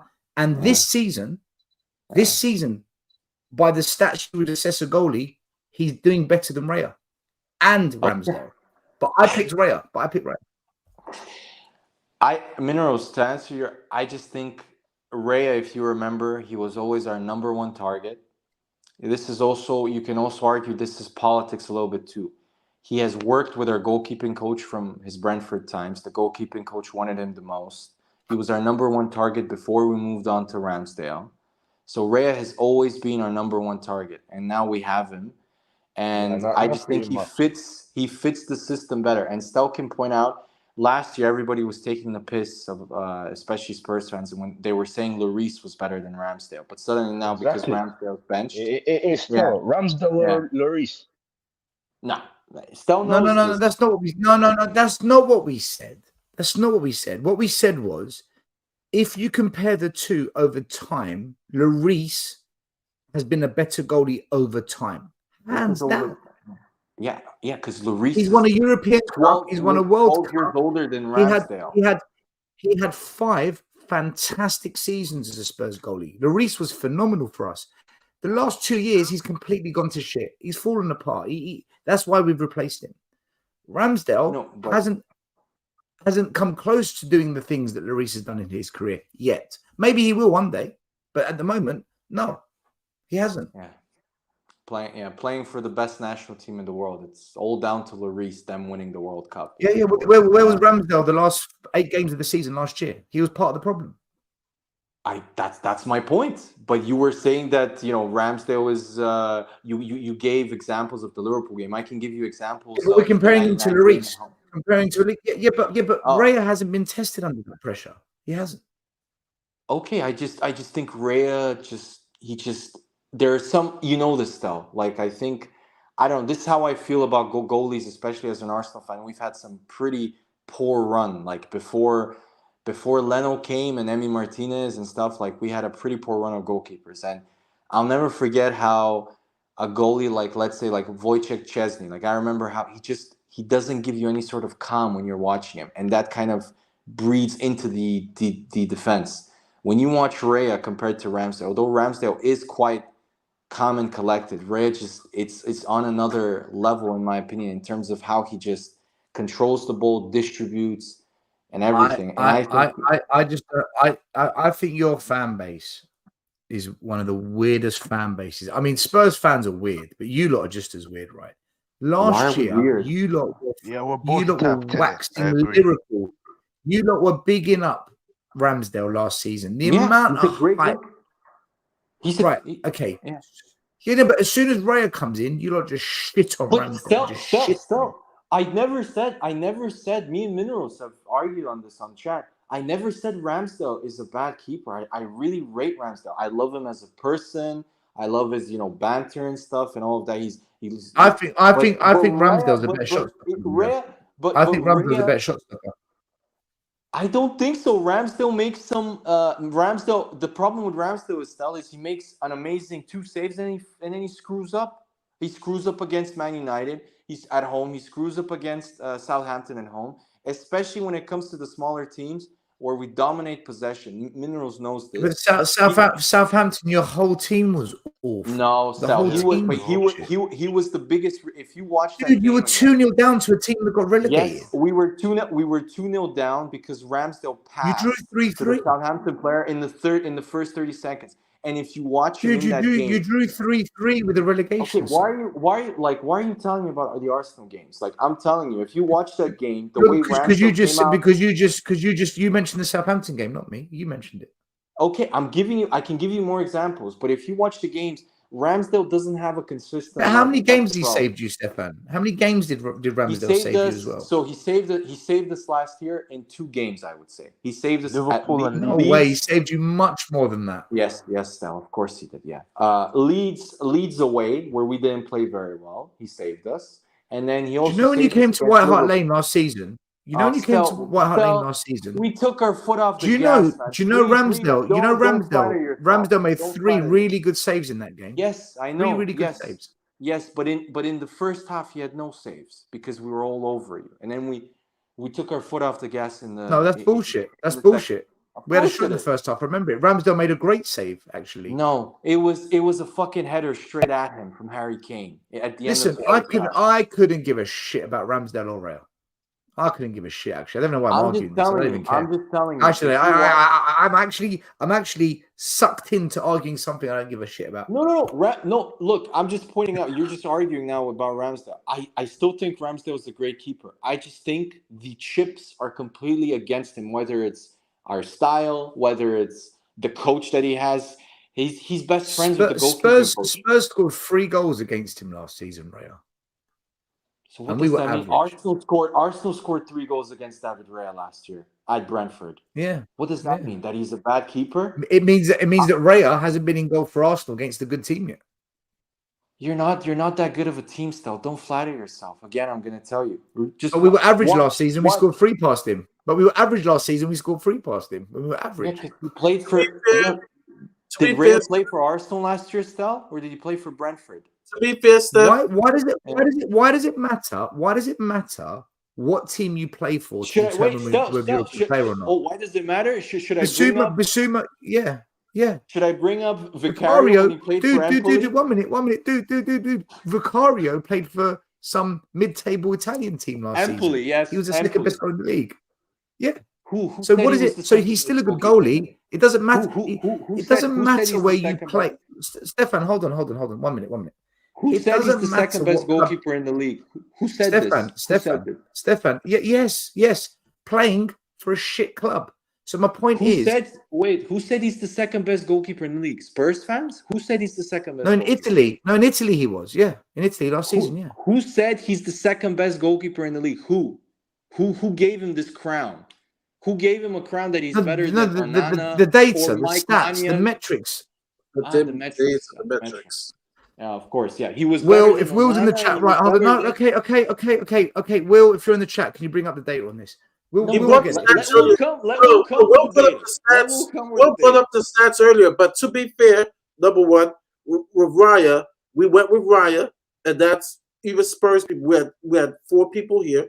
We went eventually with Raya. Second thing, Vicario, to be fair, I have mates who are Juventus fans, who are Inter fans, and they were saying Vicario is an excellent shot stopper. Maybe not great with his feet, which what we wanted, but he's a great shot stopper. And Empoli, got results. They got results because of him, not because of him.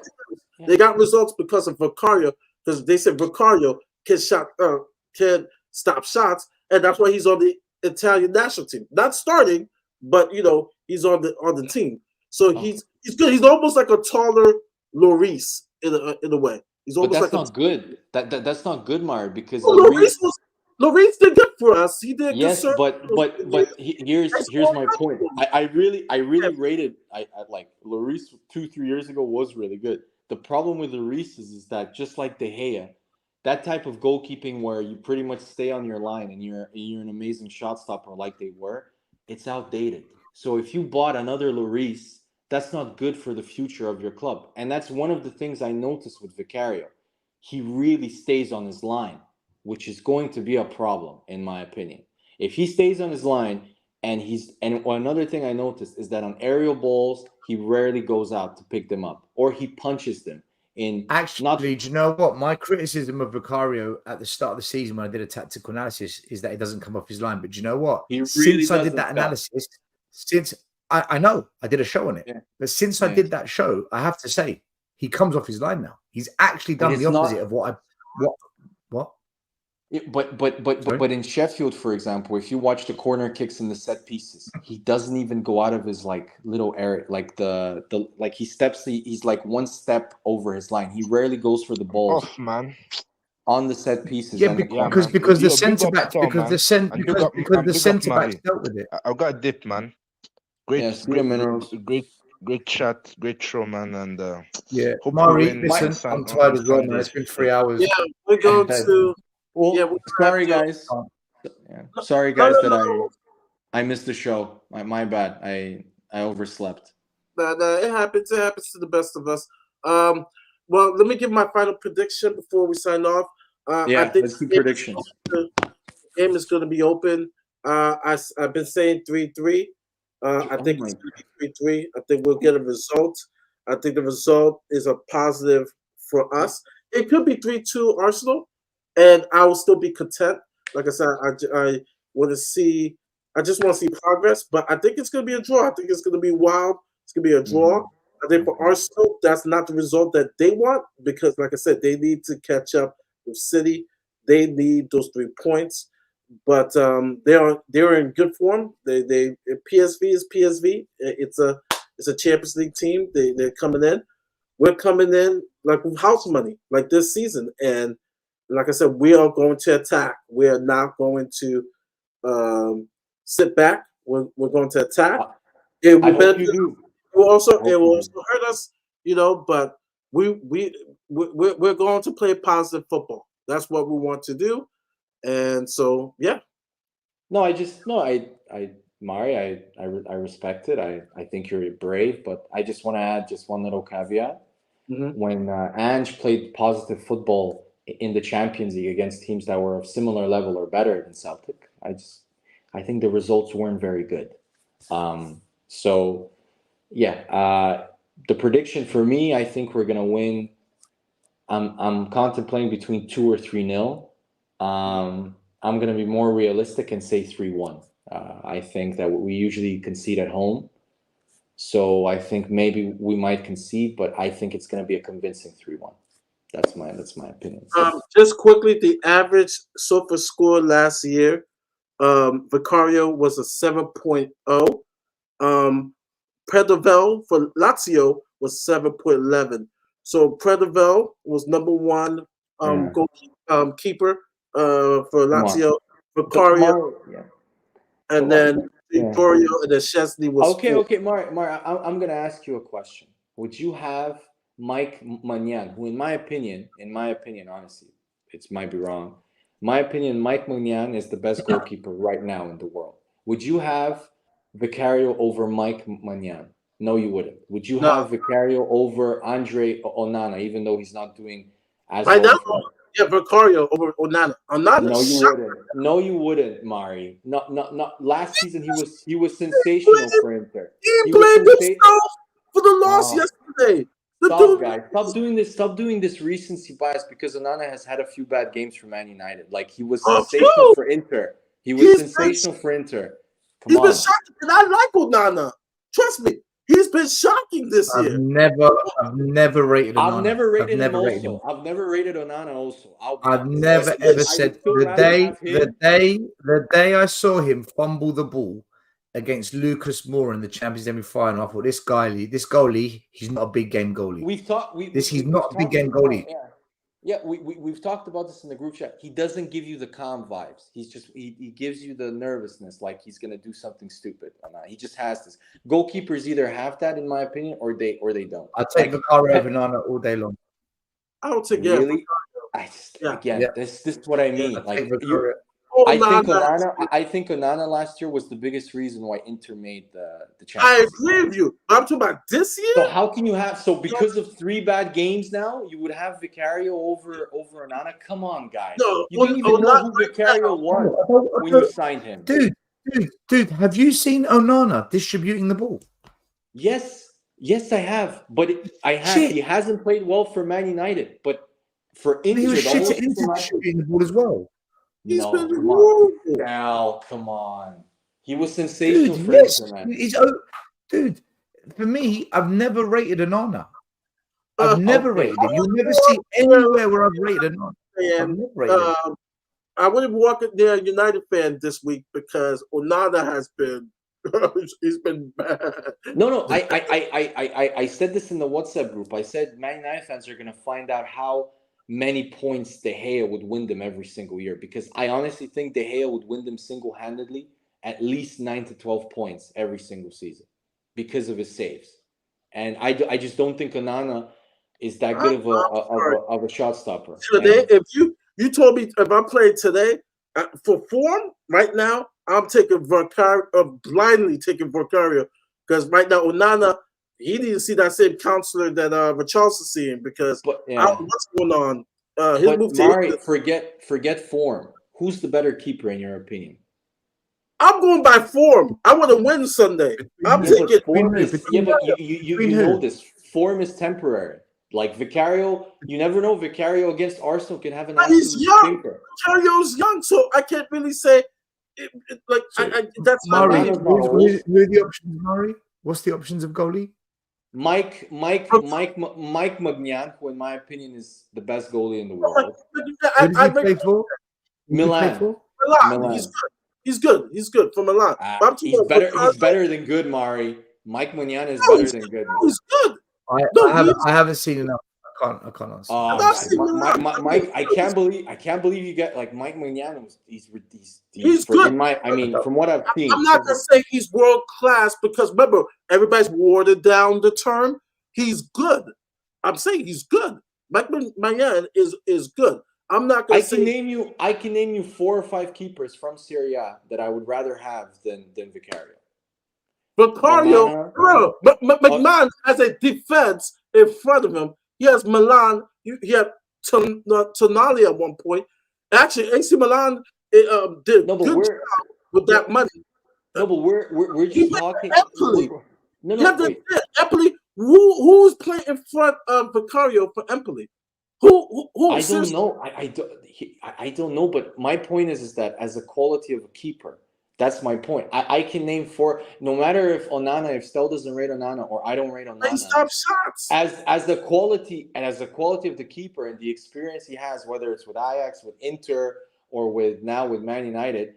If you ask me if I have to pick if I have a choice to sign 2 keepers, Onana or Vicario, I'm sorry, I'm picking Onana, because Onana's just has proven it over a longer term. The same with you in the stream. I can't hear this. This is crazy.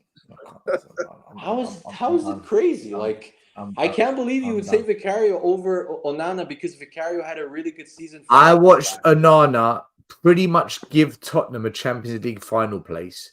I watch Onana every week do bullshit things at Man United, and you're telling me over Vicario every week? Still, he's played like 3 games or 4 games for Man United. Like, you can't just and he's take been that awful. and say that's he's been awful. Did you see him last night in the Champions League? Yeah, it's a basic awful. save, man. He was awful. Yeah, he was that. He is awful. He's not awful. Still, he was sensational for Inter. I mean, Declan Rice. He wasn't sensational. Onana, I'm sorry, you gotta save that. He went, what was it difficult? No, you just got paid. You gotta save that. Yeah. I know Nana's been crap, but to be fair, that was a deflection. No, one the time- minerals. I'm sorry. Still. I'm not gonna be a dick here, but I am Still. saving that. I am saving that shot. You have I'm to being save honest. that. You have to save Minerals. that. Did you see against Wolverhampton Wanderers where he's jumped, missed the ball, That was- yeah, chopped the that was guy's a neck joke. off, and didn't even give it? This guy's a clown. I He's a honestly, clown. You know what I mean? He's a bozo. He's a madman.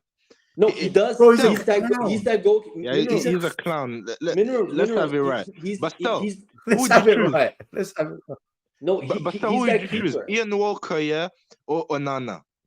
You're an old I school don't Spurs fan. I don't Huh? care. I don't care about these questions. I just want the show to end. Yeah, End let's it, go. please. Let's go. Let's leave the show. Put your scores quickly. Minerals and Stefan. Minerals, go. 2-1, Arsenal. Okay, minerals being a very reasonable Arsenal fan. Yeah, very reasonable. Yeah, minerals. I'm not reasonable. You know me. I'm biased. And Spurs will score first. No chance.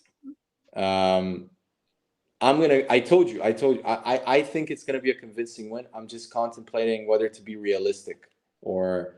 I think it's good. I think the likely score will be. I'm gonna go for 3-1 because we always concede at home. Wow. Yeah. Okay. So I'm gonna go for a 3-1. I was expecting 5-0 from you. No. Mari, I take the piss out of you guys, but I'm not that bad. But I'm gonna go for 3-1, but I'm gonna say it's a really convincing 3-1. Like it could be more. Like, yeah, I'm gonna say like it's gonna be a really convincing 3-1. So yeah, that's my prediction. All right, 3-3, 2-2, 2-1, and 3-1. Scores. Guys, come back on Sunday. Sunday we will have a post-game show. Win, lose, or draw, I'll show up. Stel, will you show up from the game? I always You better show up. show up. I don't stay in bed. I don't sleep through the show. Oh my god! I'm I here. passed out, Stel. Give me a break, man. I passed out. You're gonna pass out when we get a point at Arsenal on Sunday as well. Yeah. Stel. Keep dreaming, Stel. I like your dreams. You know, they're just Coming. dreams. Stel. It's coming, man. Nothing's coming, Stel. The only thing. Yeah. Still Juju, man. Yeah, Stel Juju. Yeah, fucking La Juju, Conte, la Mourinho, and Juju. Yeah. Poch, Mourinho, and Conte weren't close to winning at the Emirates. Yeah, but this used car sales. They had Eric Dyer at the back. They had Ben Davies. They had every The fuck clown are in the you on world about, in that Stel? team. You had the best defensive duo in Premier League history. Do you not forget Vertonghen and Toby Alderweireld? There's You no had the best Eric fullback Dyer. duo There's in no Premier League Sessegnon. history.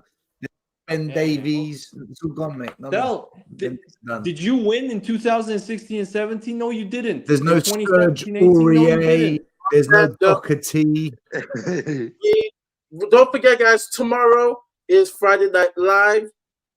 More banter, more talk, North London Derby, and preview of the Premier League games tomorrow. Also.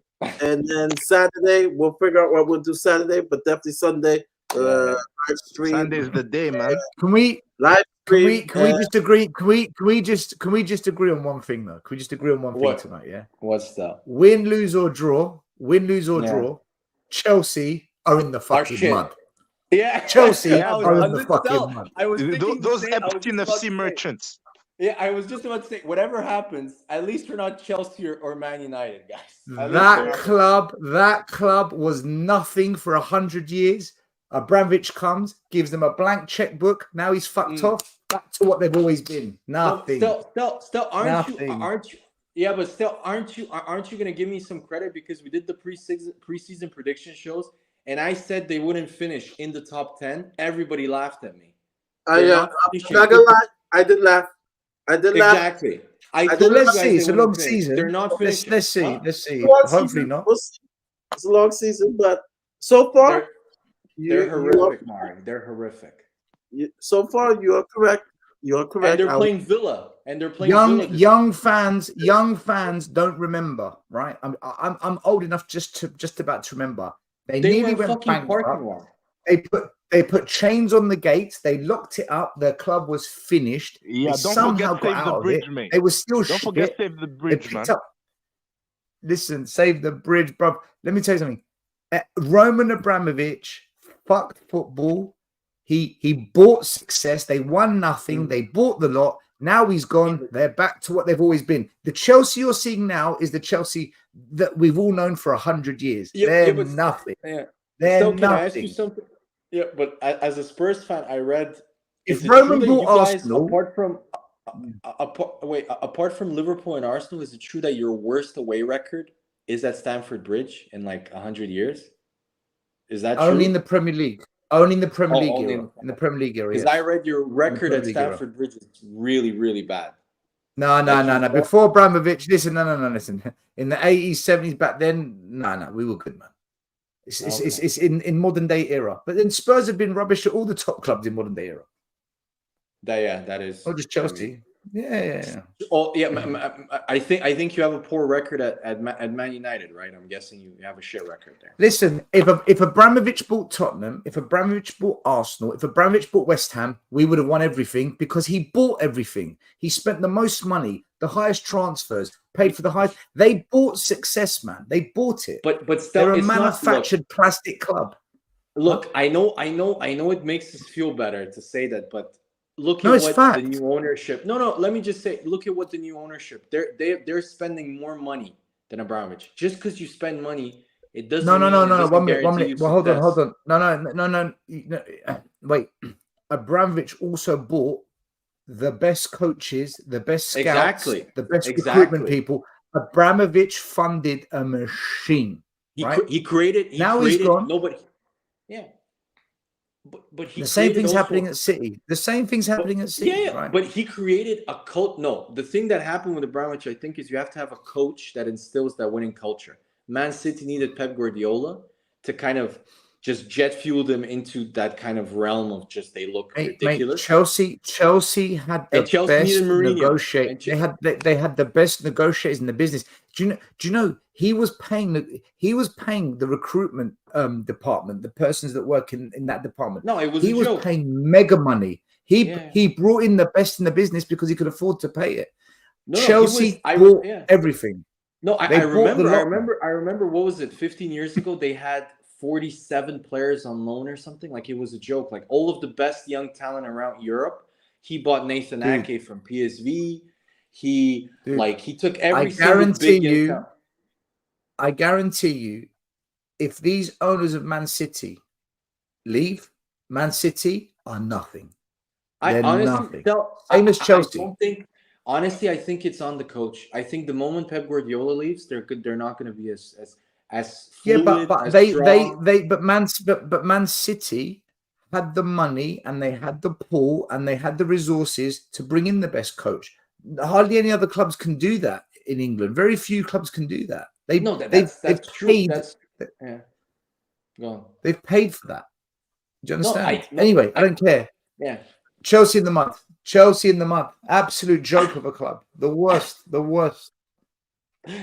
On that note, we will see you guys tomorrow at 10 p.m. So 10 p.m. and West Ham, Arsenal, Chelsea, Man United, City fans, you're all welcome to my show. I'm just gonna sit back. I'm gonna chill, and I don't even know what I'm gonna talk about. I'll figure something out. Still, I have the perfect topic for you. The fact that Spurs sacked Gabadini. That's a good topic. Yeah. Oh, yeah. We're gonna talk about. But by the way, I know we're sacking Paratici. By the way, he's getting sacked as well. Haven't you sacked him already? Like I'm confused. Like when I read that, like isn't he? He's a consultant advisor, but they're gonna cut the contract. But they're gonna get rid of him as well. What did you tell me that you're hearing as to why they sack Gabadini? Because of Scotland? Tomorrow. Tune in tomorrow at 10 p.m. and we'll discuss it. Okay, stop. I will, because I'm intrigued. There's more drama at Spurs again. This is funny for me. I give up. On that note, come on, you Spurs. We're gonna destroy you. Let's have it right. Come on.